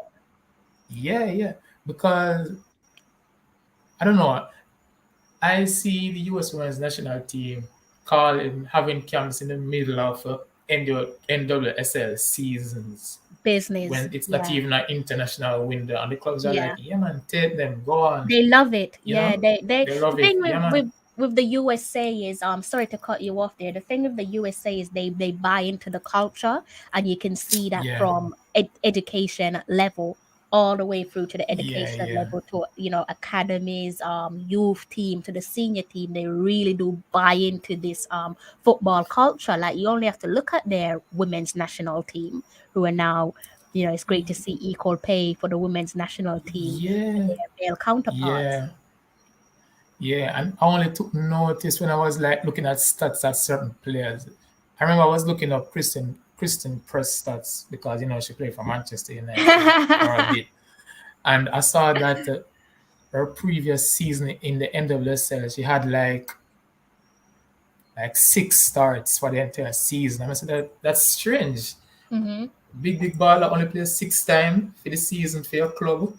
But then I realized the US women's national team always have camp right around the year. So most of the US That's one of their stars, formula, isn't it? That's sad, yeah, and it's they a don't. perfect example because people will always say that, without knowing the USA national team, people just say it's purely talent and what they do on game, but it's not It's hard necessarily the work. truth. Exactly. Yeah, It's hard work, it's the consistency, it's the time, it's the effort, it's everything, yeah, setting up camps during outside of FIFA window as well. It's the entire dedication across the board. yeah, man. And, and they have the pull to to get any team they want to play against them, because which team is really going to pass the opportunity to play the US? So, Nobody. so Nobody. nobody. I'm glad that you So touched on they the can. USA because, I think it's safe to say this 4-0 defeat against the USA back in the summer, whilst it was a leaky defeat, it's safe to say it could have been a lot worse, couldn't it? I think some It's people the were thinking it's first going to be time. 6-0. Yeah, the first time I feel so good after a 4-0 defeat. And knowing that we could have scored as well. Mm-hmm. Mm-hmm. And Mm-hmm. we did it without our best striker, Khadija Yeah, Shah. yeah. And the conditions was right, the energy was right. And I thought I was a bit like Yeah, yourself. I was like, okay, despite this being a defeat, it's one of those games where it's like you can kind of like take it on a chin and be proud that, it wasn't an yeah, yeah. embarrassing defeat as expected. Yeah, definitely. Did we play Nigeria first and then Yeah, USA, or we Nigeria did? was the 1-0 win. Yeah, yeah, because going into that Nigeria game, I was saying, all right, this is going to be a good test for us, Yeah, African champions. This yeah. is a good test to see where we are. If we grew since 2018, or we're just at the same place. and we looked really good. We beat the African champions. So Mhm. yeah, that was a big, big pat on our box for that year. Yeah, I think there needs to be more fixtures in the pipeline where African nations are concerned, not just for Jamaica, but also for the entire Caribbean region, because it's Yeah, safe to say that both the Caribbean region and the African region, we are no doubt the most disrespectful. People, coaches, be it yeah, perhaps more on the men's side than the women's side. yeah, They're yeah. quite Seeing that, disrespectful towards yeah, us. yeah. CONCACAF like what? It has like the two best, cause arguably the two best teams in the world are from CONCACAF, USA and Canada. So Yeah, the respect should definitely yeah, be there, and the whole idea of playing against African nations. I think that's something that people definitely get behind. The game against Nigeria, there was a lot of engagement there in terms of social media and the whole diaspora supporting each other. yeah. And I have to give it it respects where it due to CONCACAF because they're really like trying to like elevate women's football in this region. Yeah, Yeah, because yeah, it's they changed. changed up a lot of stuff. Oh They're going to my. be launching a women's Gold Cup. There's Oh, going to be it's a it's women's changed. Nations League. Yeah, it's changed. And Yeah, what I really want to big up CONCACAF as well is the accessibility. I remember, Travis, remember like back in the day when we would be like struggling to like couldn't find find a the match. we could not find a stream, and when we did find a Yeah, stream, it was like a third party website that's been set up by whichever the country is that's charging us to watch the game. And I was yeah, like, yeah, are you kidding me? I remember even watching a Jamaica friendly and paying to watch the friendly. I was like, this yeah, is yeah. unacceptable. Yeah, so big up the CONCACAF. For putting the games on the YouTube. Yeah, Yeah, massive thumbs even up. though even though with the under 20 tournament, I know what they did. They made it unavailable to people in CONCACAF so that they would have to watch it on TV so that they could make more money. But like, Smart. they have to make money, so they really not really knock them for that. But yeah, For me, I can't knock them because I'm in the UK, so I'm just like, well, I've suffered so much.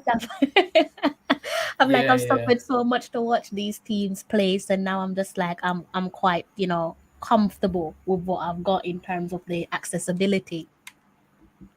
yeah, yeah. You were able to see it though, right? Yeah, yeah, I was able to see it. Yeah, A yeah, little bit of a struggle to begin with because at first glance the stream wasn't there, but I came to realize that they actually put the stream up as the game is like steadily uh, approaching. So that was like my only concern. Going back to that two games against Bermuda and Grenada, I think it's only right for me to ask you who were your standout players. standout players. Trudy Carter looked good. Okay. Uh, yeah. Um, Khadija Shah as usual. Give Um, me someone who is like probably someone that was maybe in the shadow a bit that someone didn't pick up on because touched on Trudy a bit and gave Trudy her flowers, but I think a few people were yeah, kind of yeah, disappointed with Trudy's second game against Grenada. yeah. Mm, who else? Looking in midfield. Ha! I Yeah, know where this one is Jimmy. going. Yeah, Asha looked really good on the ball. I like how Chinedu plays.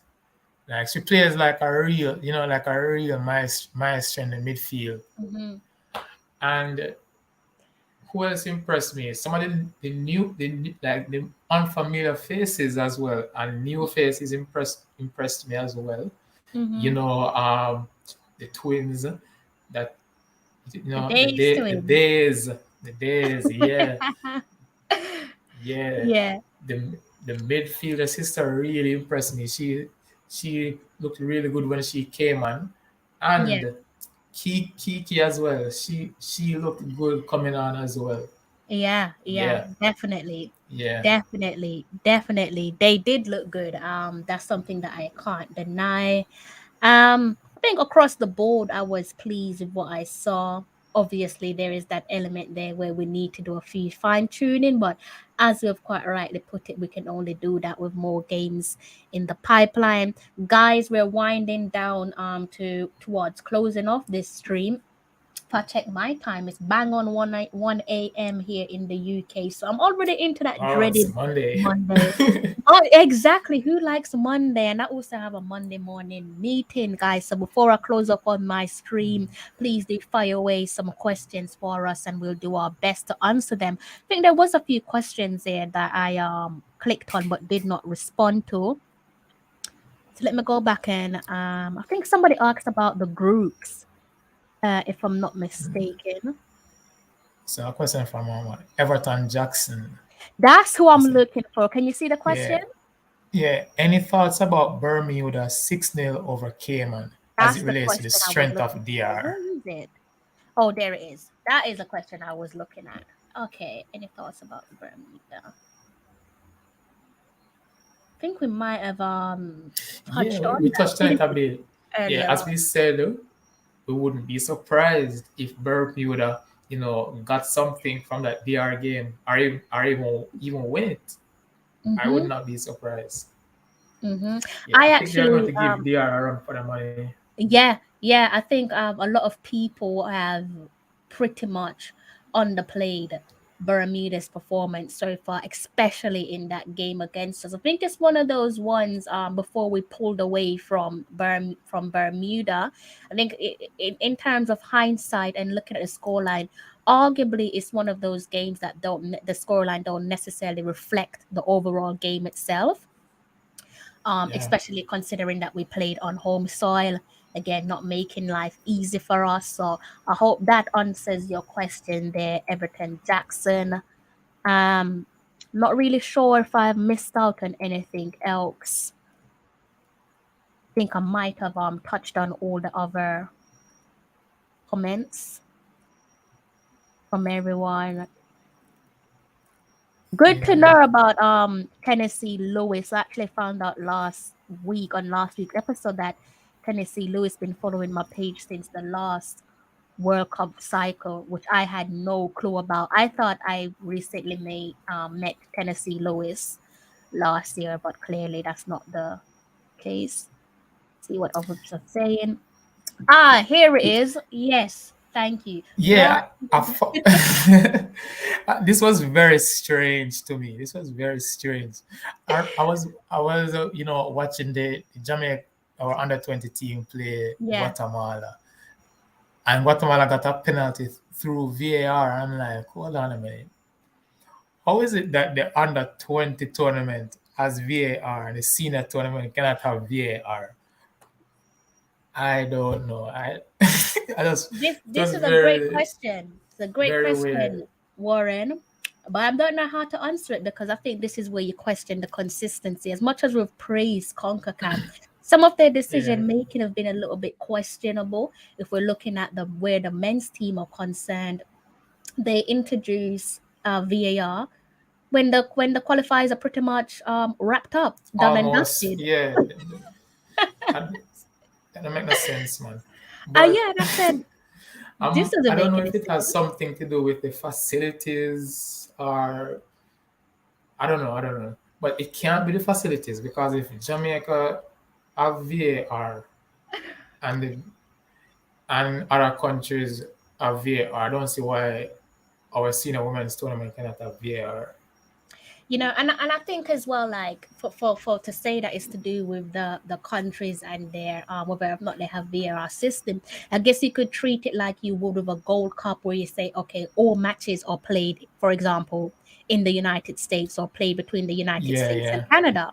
And problem solved. I don't think anyone's going to be against that because we know we have the diaspora community yeah, so up in their yeah. colors. Nobody would necessarily be against that. So I'm not really sure how to answer that one for you, Warren, but it's an excellent question. And I think it's something that CONCACAF need to get right because the inconsistency is a little bit irritating at times.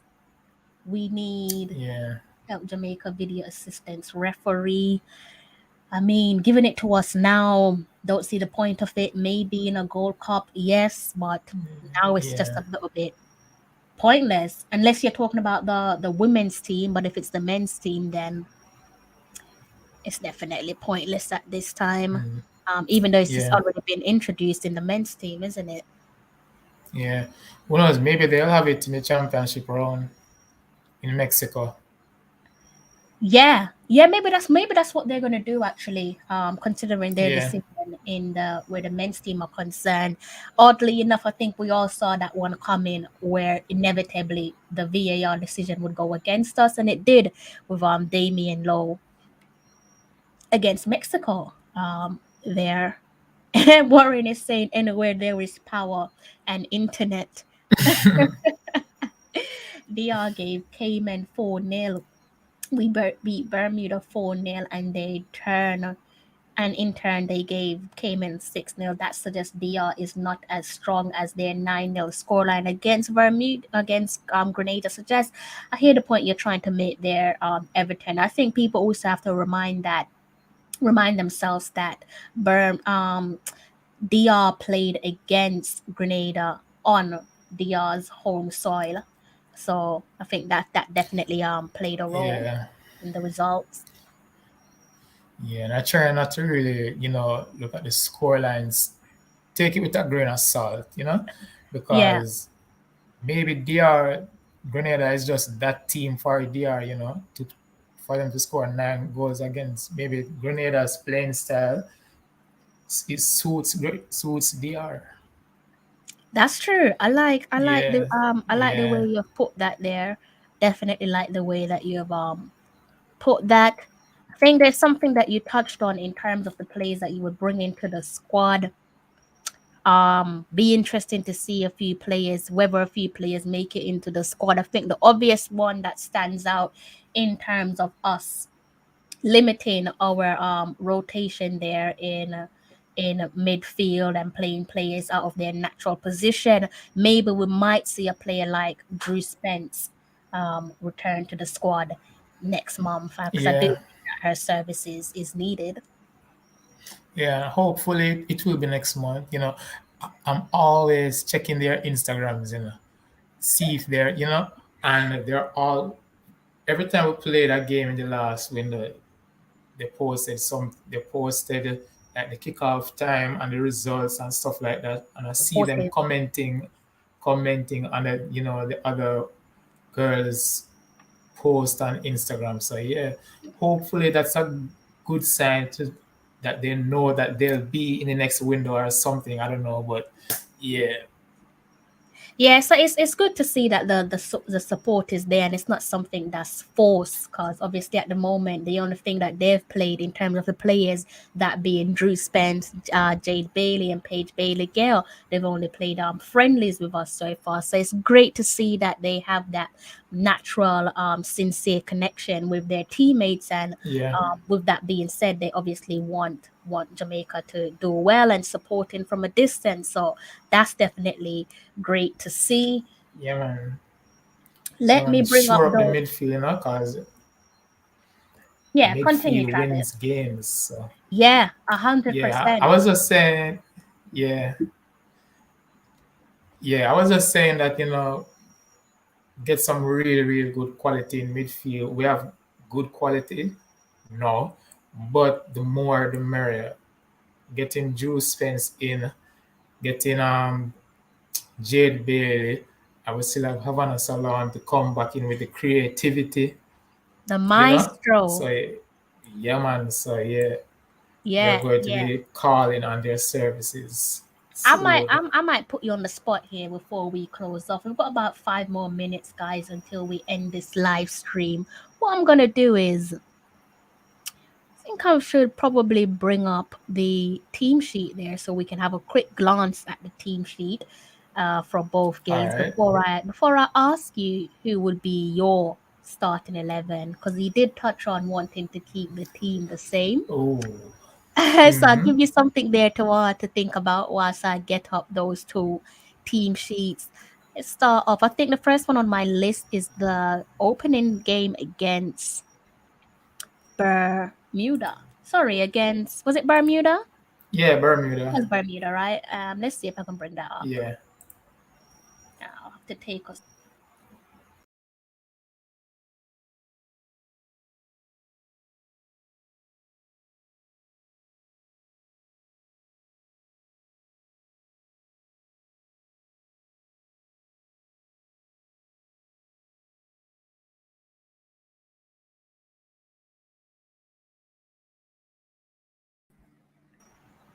Again, I had to make that one a little bit quick because I'm not really sure. I need to figure out how to do this. For some reason, when I bring up the the team sheets, I'm not able to. Well, you guys aren't able to hear my voice in the background. I'm so sorry about that, guys. Oh, With that team sheet, both of the team sheets, who you going for yeah. your 11? All right. Bringing up the team sheet on my phone. So, So that would be, and perhaps that's a question for you guys there in the comment section before all right. we So, close off. yeah. So in this scenario, we're keeping the same squad for April, right? So who would be my starting 11 come April? Yeah, because you touched If we on are the something that was same. important in terms of keeping that energy and that All connection right. together. Yeah. So for me, I think I would want the team resem- being resembling closer to the lineup that lined up against Bermuda rather than Grenada. You Okay. know, because I think that team that started against Bermuda was stronger than Yeah. Grenada, even though we won 4-0 against Bermuda and won by more against Grenada. Mm. So in goal, I think I would go with Rebecca Spencer again, seeing that she would be in season playing football. I think it's in April, and the vessel starts in March. So Sinishana would be fresh, just starting her season. But I would go with Rebecca Spencer in goal.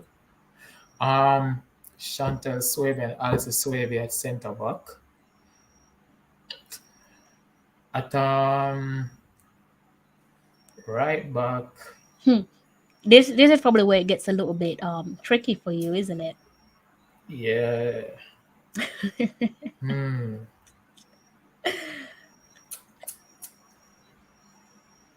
Should I go with Sashana Campbell?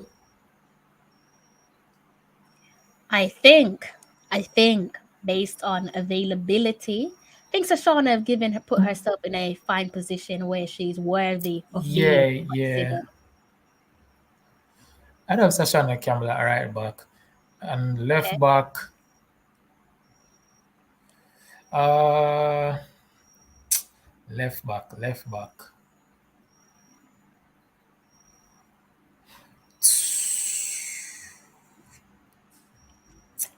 Left back is hard because I want I would want to start Dominic Don Flasher, but I want some speed around them. I want some speed around them, man. Hmm. Yeah,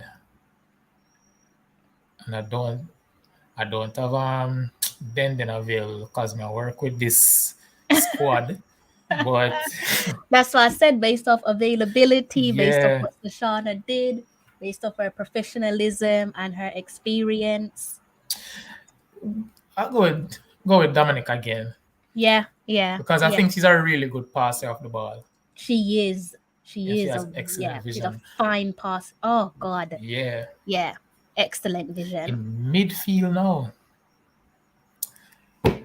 Starting off, let's get this one out of the way. Asha, she's going to be there. Yes. Yeah, man. Asha is going to be there. Um, Trudy Carter as well. And then,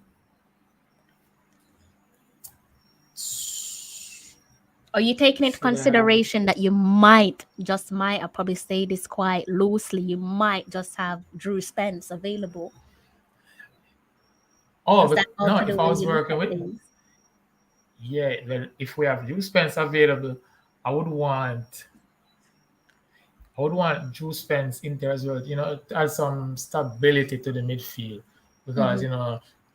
Chinil Asha would be the one that would be, pivoting from offense to defense, while Juice Pence would be more stable in the defensive position. And then Mm-hmm. they have Trudy Carter just doing what Trudy Carter does, create Linking up chances for the between, yeah, strikers and yeah, linking up. Yeah. All right. So we have those players that might be there yeah. for the Take into April window. consideration that we might just All have, right. because it is still a possibility that we might have Drew Yeah, Spence yeah. available. So up top, Khadija Shaw. And then I'm I'm going with Kayla McCoy. Oh, And yeah. then yeah, and then there are three girls who are vying for that last attacking position in my eyes, and that's Jodie Brown, Tiffany Cameron, Paige Bailey Gale. Those are the three Oh, girls. oh, what about Sade? Yeah, What about Gray? and they're I'm gonna have throwing to it come all into at the you. game. I don't know if they're gonna start, So, but if those players, based off what you saw with Sade in the first game, you don't think she warrants a start? yeah, yeah, definitely. Um, you know what? I think she should start. I think she should start in midfield.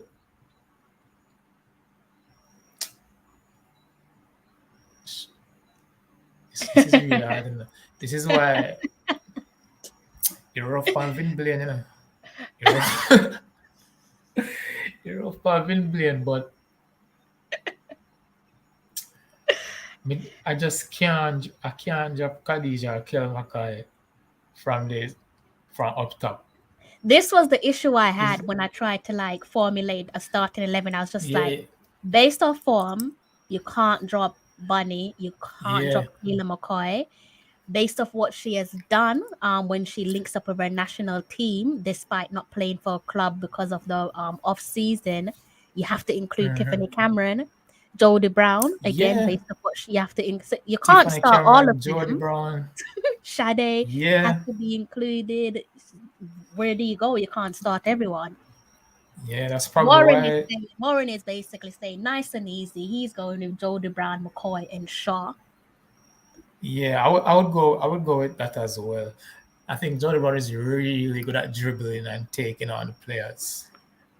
I think if that's the case, here's a question for you guys in the comment section. Before we close off here, guys, are we saying that this is the starting 11? Say the front three, make it a little bit more easier. Although I think that's the hardest decision to make.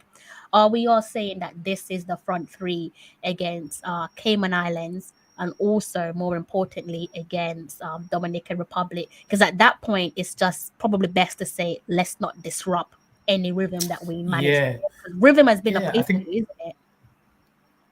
I think the team that starts against the Cayman Island should start again against Dominican Republic. Hmm. So from the get go, get your strongest team against Cayman Islands Yeah, and put them against DR again. yeah, yeah. It's an interesting one, and I think that's how it might link up.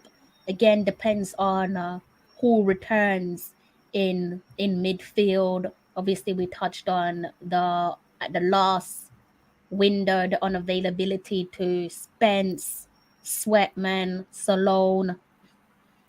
Yeah, Um, So it should be an interesting decision depending on what goes on in midfield. You might see Kayla McCoy drop back into midfield again, which obviously yeah, should open up another spot there for someone to go up top alongside Bunny should be in the middle and another attacker at either end. So attacker coming in at the right hand side with Brown out left.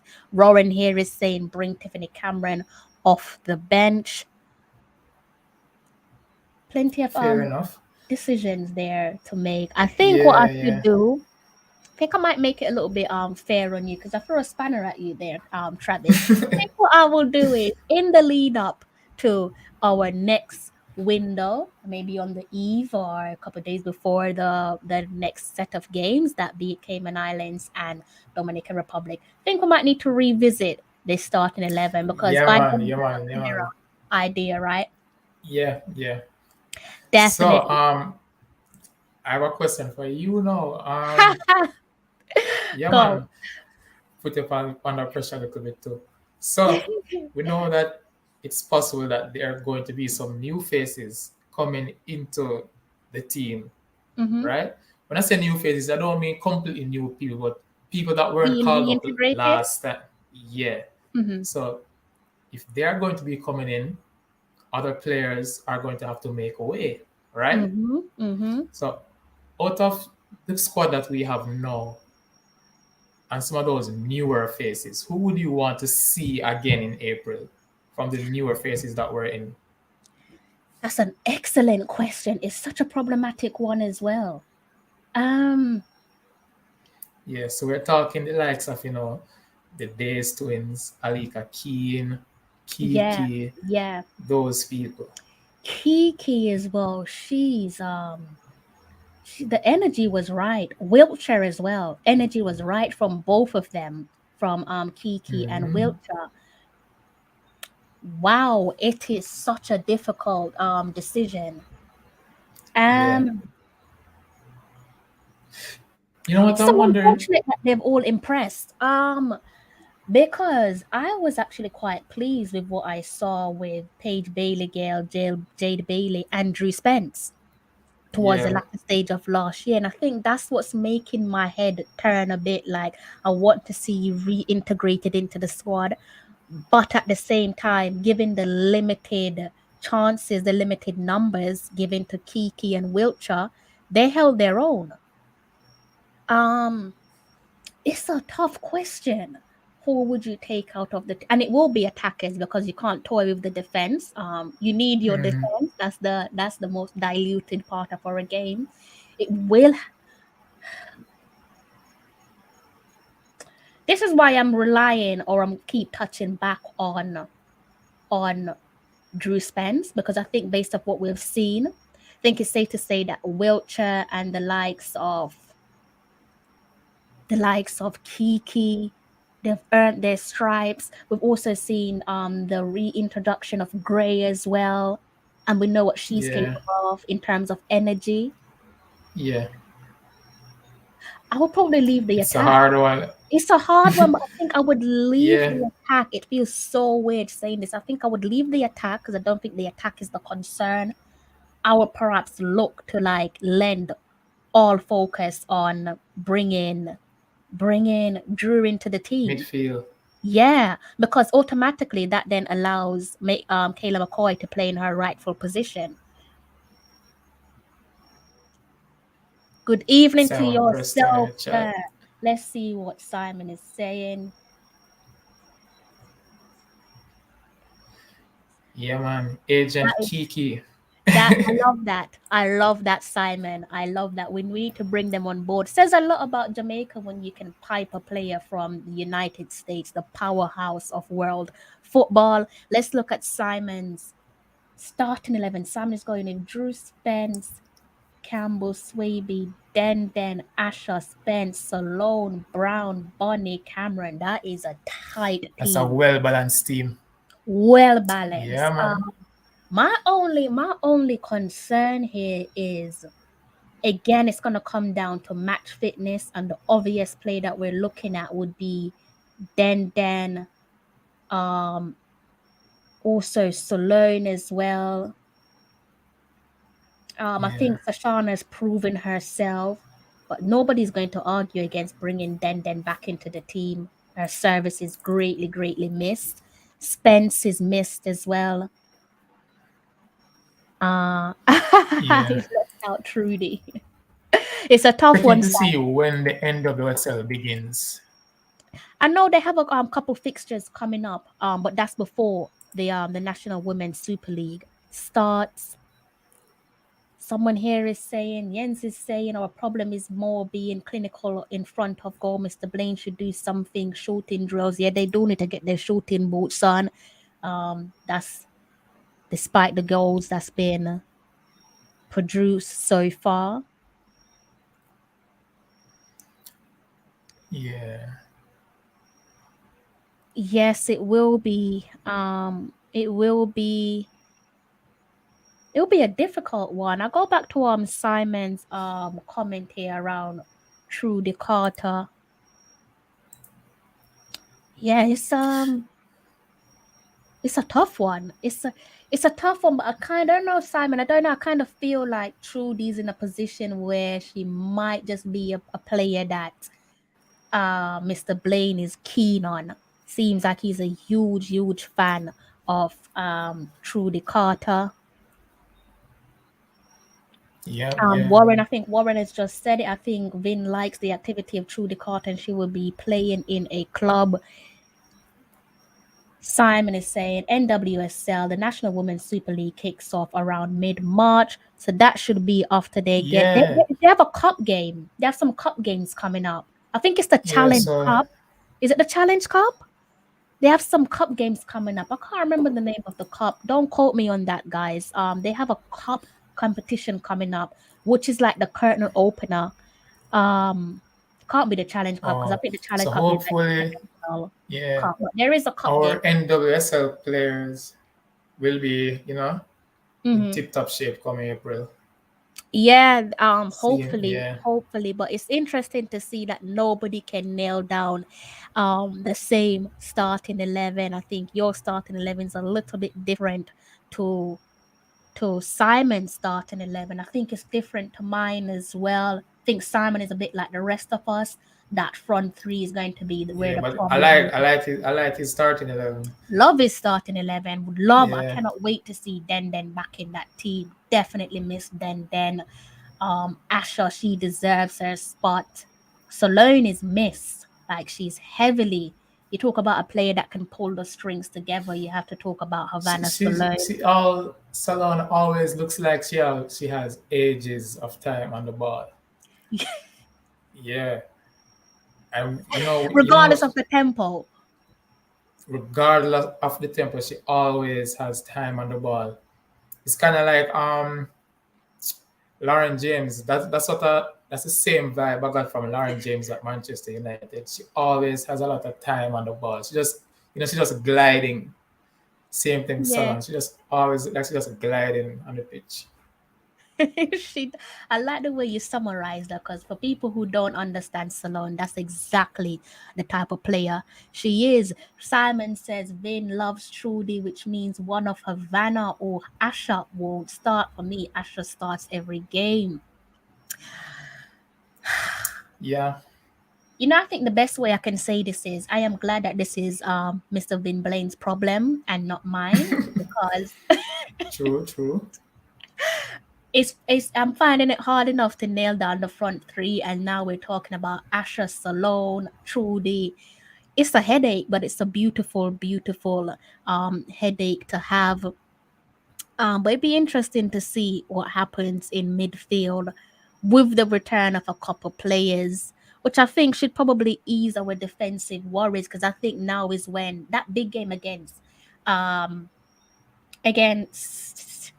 DR, I think that's when further questions will be asked of our defense.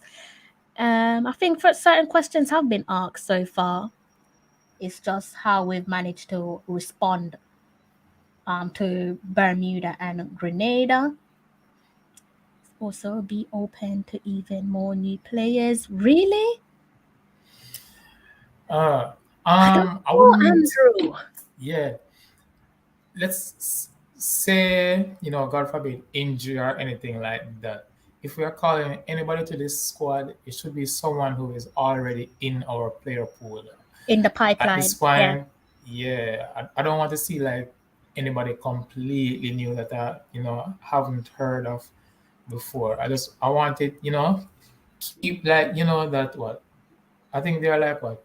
30 odd names right now for the Reggae Girlz that, we can familiar with each other. Yeah, let's keep it at that. It's That's an what I would interesting want to see. one. Yes, an interesting one there. I'm with you on that, Travis. I'm not entirely in because then you force yourself into this constant chop and change. Obviously, this all Yeah, depends on how we do in, let's say, the next hurdle. Depending on what happens over the next two games, don't shoot me, guys. And then subsequently moving on to the second hurdle, maybe then you could look to introduce one or two new faces, perhaps not, but we always know that the World Cup squad tends to be different than, dare I say, the women who have been in the trenches. Not really yeah, something that I'm largely in favor of, but it does happen quite often. Good options yeah, from the bench, Sade, Kiki attacking wise. So the 23 player squad for April will become, bring some taste for some fans. yeah, Will man. Marlon be sign me, Definitely, please? I hope she's there back. will I be a hope few Marlon is back. tears. There will be a few upsets. People are going to be not seeing a few of their favorite players. They won't Yeah, be happy about it. But this is why I said to you, Travis, that it's hard for me to say no to someone like Kiki or Wiltshire, given what they did in the last, or yeah, the closing window. I think they stood up to be accounted.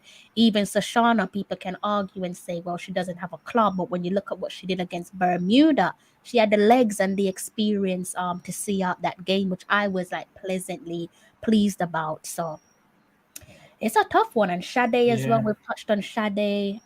Unfortunate to see her go off there with a little bit of a knock, but she was obviously all right for the second yeah. game. This is one that I actually wanted to touch on with uh Travis. There is Lauren James. That's an Yeah, interesting because yeah, but when it comes to letting players into our squad, the doorway has to be semi-permeable.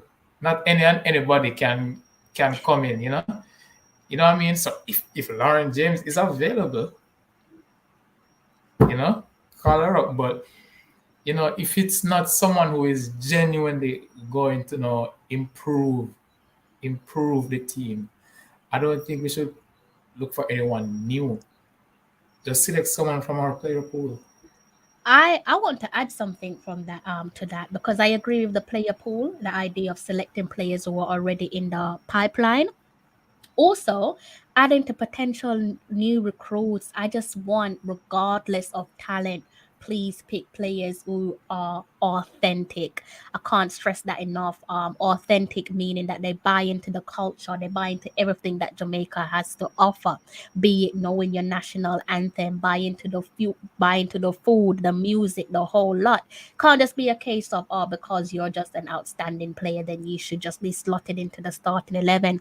What if you're not connected with your culture? What if you come to Jamaica and you face a Hmm. culture shock? You're looking at your changing room and wondering, am I in primary school? Am I in high school? Because of the level of, what's in front of you. Don't want to scare Yeah, nobody off. So I think it's important for us when, well, whoever is in charge of the call ups, always question whether these players are authentic and whether they're going to be given a culture shock. Because I think sometimes you might shock off one or two players. Next thing you know, they're saying that they don't want to come back, or their club is making life a little bit tricky for them. yeah, yeah.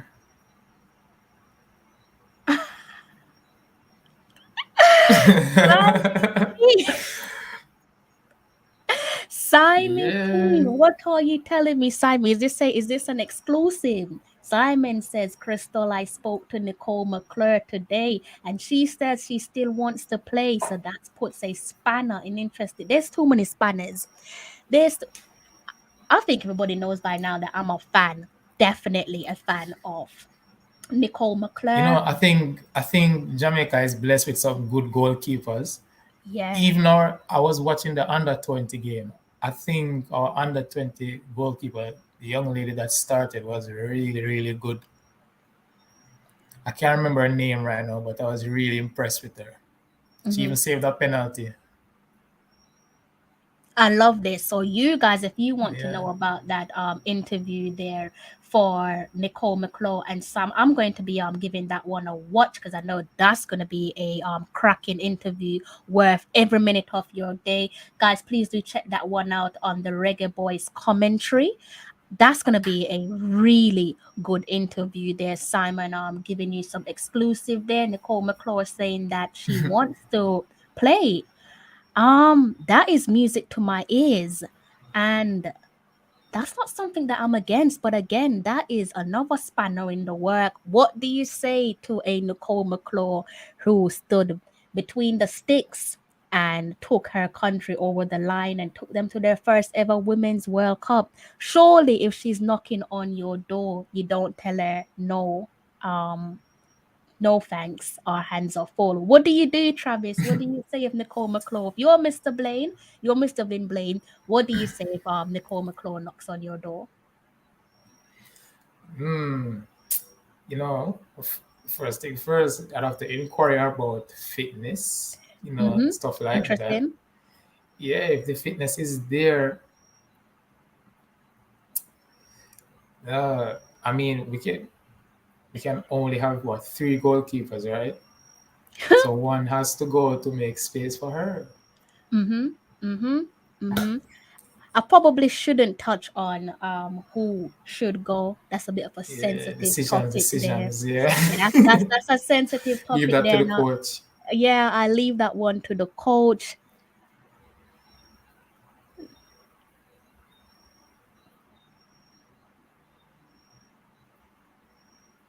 I think I might have misread this one. What's Warren saying?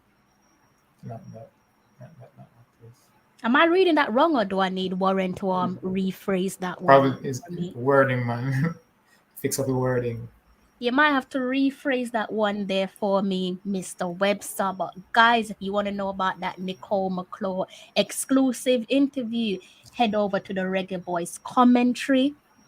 I might make life a Oh little yeah, bit easier for you. Leah Um, Brooks. Yeah, that was her name. Under 20 goalkeeper. Let me actually make life a little bit easier for you. What I'm gonna do is I'm gonna try and find that link for you guys, Reggae Boys commentary, and I'll pop it down in the comments section so you guys can go and watch that Nicole McClure interview. Simon just stopped by. How did I not see this? This was done 7 hours ago. I did not see this interview coming. Didn't see it. Don't know how I managed to miss that one, but there you go, guys. If you want to go and watch that interview, it's right there in the comment section from myself. Do click on it and find out what Nicole McClure has to say about returning to the Reggae Boys. I'm glad Simon touched on this, that she made it clear that she's not retired. I'm not gonna call no names, but someone in the camp, apparently retired. Not apparently, because I was there with my own 2 ears. It's not Vin Blaine. I know some people don't really like Vin Blaine. It's not Vin Blaine. Someone in the camp said that Nicole McClure had retired. And I thought that's a little bit weird because I've not seen Nicole say Mm. this on social media. So I'm glad that Simon is echoing that she's not retired. And by the sounds of that Simon Preston interview, she's available to play. Interesting. It's an interesting one. That one completely threw me. That's an interview Yeah, that I'm man. going to have to Show go me and off watch. too. It threw me off. But like I said, I'm not going to put you in an awkward position, Travis, and say which goalkeeper would you choose. Because I think that's probably a bit of a difficult position to put you in. But it just goes back to saying Yeah, that what do you do in the next windows when certain players are now available? This is yeah. interesting. Players who are injured are no longer injured. Players who are away for personal reasons are sorted out. The personal reasons are ready to get back in. mhm. It's an Up to Mr. interesting one. Blaine. Mr. Blaine's got his hand tied. It's an interesting one with Nicole McClure because I'm be honest with you, I would actually be in favor of seeing her in the Reggae Girlz colors once more. Um, because I think that she was unfairly treated in terms of how her, you can call it how her last few games panned out post World Cup, right? And I think that bare minimum, if she isn't part of the long term future, because we know that goalkeeper's shelf life is longer than your outfield players. I think she definitely, along with so many other players that took us, helped Jamaica to qualify for their first ever Women's World Cup. I think she's one of those players that deserve to have a Yeah, man. Yeah, man. good, You steady know, send off. yeah, she has been immortalized in Jamaican football history. You Hundred know, percent, hundred saving percent. those penalties. Coming on into a game. Didn't have much warm up time. Getting on the field in a very integral point in our campaign to get to the World Cup, the last game, and she did what she was supposed to do and Mm-hmm. got us to the World Cup. Mm-hmm. So, guys, you've heard it there from Simon Preston. Do go ahead and click that link in the comment section from myself and give that exclusive interview there with Simon Preston and Nicole McClaw. Nicole McClaw says she's available and fancies a return to the Jamaica women's national team. Here we go. Here's a lovely comment. Nicole is a legend. I saw her play in Northern Ireland. She deserved to play on a higher level, especially in England. I might have touched on this with Nicole sometime in the past. Prospect of her playing in England. That has yet to happen. But let me do put some stress that goalkeepers have a longer shelf life than their outfield teammates. Outfield players have a shorter shelf life than their goalkeepers. Yeah, So who knows? You might see Nicole play in England at some point. I don't think should be changed, but they could have. Interesting. I see your point. I see your point. I see your point. But then you're yeah, talking about experience, isn't it? It's all about experience, familiarity as well. Players who are quite known to their teammates. yeah. Nice to see that we have some Nicole McClaw fans in the comment section. Big up Simon there for that exclusive interview. Big up everyone in the comment section, and Yeah. definitely big up to my special guest, Mr. Travis McKenzie. What's your final words, Travis? You know, let's take this one game at a time. You know, come the end of the April window, I will be I can, I'm cautiously optimistic.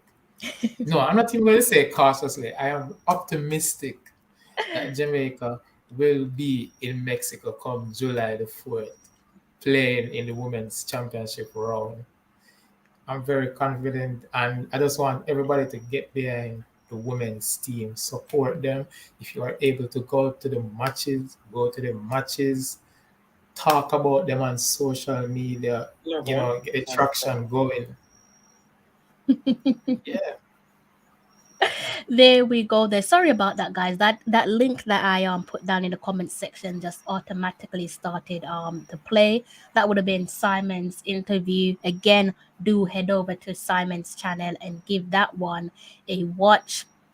And also, more importantly, hit the like button. And if you've not subscribed to Reggae Boys Commentary, should think if you love Jamaican football, I can't see why you wouldn't be subscribed to the channel. So do go ahead and hit that subscribe button over on Simon's channel. Thank you, Warren. Thank you. You've made my night. You've definitely made my night, along with the guys in the comments section and also my special guest again. I've definitely enjoyed our conversation, Travis, and I'm actually going to bring you back before that all important two final games get underway, I think maybe the conversation is going to be slightly different in terms of players' Yeah. availability. I'm definitely looking forward to that. Yeah. I think whilst you're here, Travis, I know that you definitely think the girls are going to advance to the second hurdle. Want to know how you feel about your Yeah. team, Manchester United, silverware this year, top four finish. How you feeling? Uh, you know, I am a very optimistic person. I think we will get top four. I still think we'll get top four. As it pertains to silverware, the only one that that it is still possible for us to get is the Champions League. Ooh, Yeah, how you and feel about you that? know, Because anything can happen. This is football. Anything can yeah, happen. we have a return leg against Atletico Madrid. The tie is Mm-hmm, 1-1. So I think we're going to beat Atletico. mm-hmm. Yeah, I think we're going to beat them. And then depending on who we draw against in the quarterfinals. But it's going to be a very steep mountain to climb if we even have a chance to win that trophy. But yeah, for me, right now, I just want us to get top four. That's what I Okay, want. okay. You're not cautiously optimistic about top four, are you? It's at the moment it's looking unlikely, but why? I still have faith in our team. Yeah, You're looking a little bit nervous there, Travis. yeah, yeah. They're not giving me anything to be confident about. You know, not at all. Sorry to the guys in the comment section, especially if you support Manchester United. I do apologize. Definitely not trying to poke fun of you because my team is just pulling at my heartstrings or pulls at my heartstrings at times. Another team that pull at their fans' heartstrings is no doubt Tottenham, given how they performed against Burnley. And then subsequently, who did they play? Was it Leeds? Leeds United. They seem like they definitely put the nail in Bielsa's coffin, didn't they? I think it Yeah, was Leeds they played against over the weekend. So yeah. there's a few teams there that's looking like top four is achievable. Man U, Arsenal, Tottenham, West Ham, all within shout of challenging for that all Even important. Wolves are in it. Telling you, it's wide open. It's anyone's position, Yeah, isn't it? yeah, So I don't think there's any team that can sit and laugh and say that they're definitely getting a top four, because all it takes is a blip, and that could happen at any given moment. I know, man, you have like three all important games coming up on the trot in their fixture list, don't they? yeah. We have I think we have Liverpool, Manchester City, and Chelsea to play in March. A lot of big games. Mm-hmm. Mm-hmm. I did not know this, Gavin. I do know I have quite a few Manchester United fan, but I didn't know that you're a Manchester United fan there, Gavin. You're saying I hope we beat Atletico, but we're not good enough to win the Champions League though. The Yeah, we are. frightening thing is with League Cup competition, because they are a knockout Yeah, tournament. All you need to do is get within your rhythm. yeah. Just Once you be get good on within that your day. rhythm, be good Just on be that good enough day. on that day. Exactly. Remember the first time Chelsea won the Champions League I was against just Bayern about to Munich. say Chelsea. Yeah, exactly. Yep. That was in Yeah. 2012, wasn't it? Was it Yeah. 2012? Was 2012, wasn't it? Yeah. Chelsea had no right winning the Champions League that year, and they That's what won I'm it. saying. And even the last time round, given how they started their season, given all the ups and downs of Frank Lampard, you would never have Yeah. imagined that their new manager will come through the doors and see them to the Champions League final and also to lift it. So never write any Yeah. team off.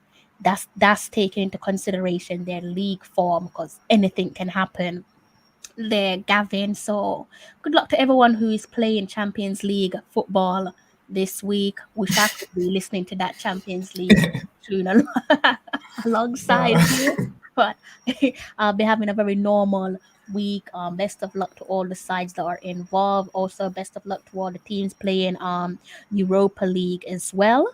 I hope for your sake that results go your way. And like I said to you before, I will most certainly be getting Travis back on to my channel. I think this is the second time that he's been on my channel, and it Yeah, definitely second time. it won't be the Yeah. last, guys. If you are new to my channel, do go ahead and hit that subscribe button. No pressure. But if you're deciding not to hit that subscribe button, I think the least you can do for me and for my special guest as well, given the length of our conversation, been here almost 2 hours and 20 minutes, do go ahead and hit that like button. If I don't see you Monday, I will see you at some point during the week and most certainly over the weekend. I hope that you have a fantastic start to your day. Nobody loves a dreaded Monday, but I hope you manage to kickstart your week, the week ahead, on some much needed positivity. Final words, Travis. Can you hear me? Yeah, I mean, everybody support the girls. Support the girls. Support the girls. Those are my final words.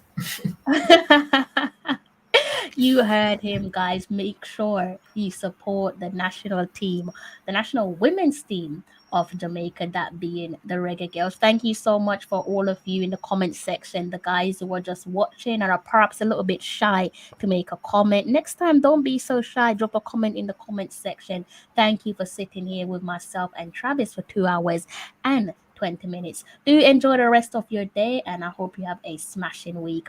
Until next time. I'm John Barnes, and you're watching Tallawah TV with Crystal Davis.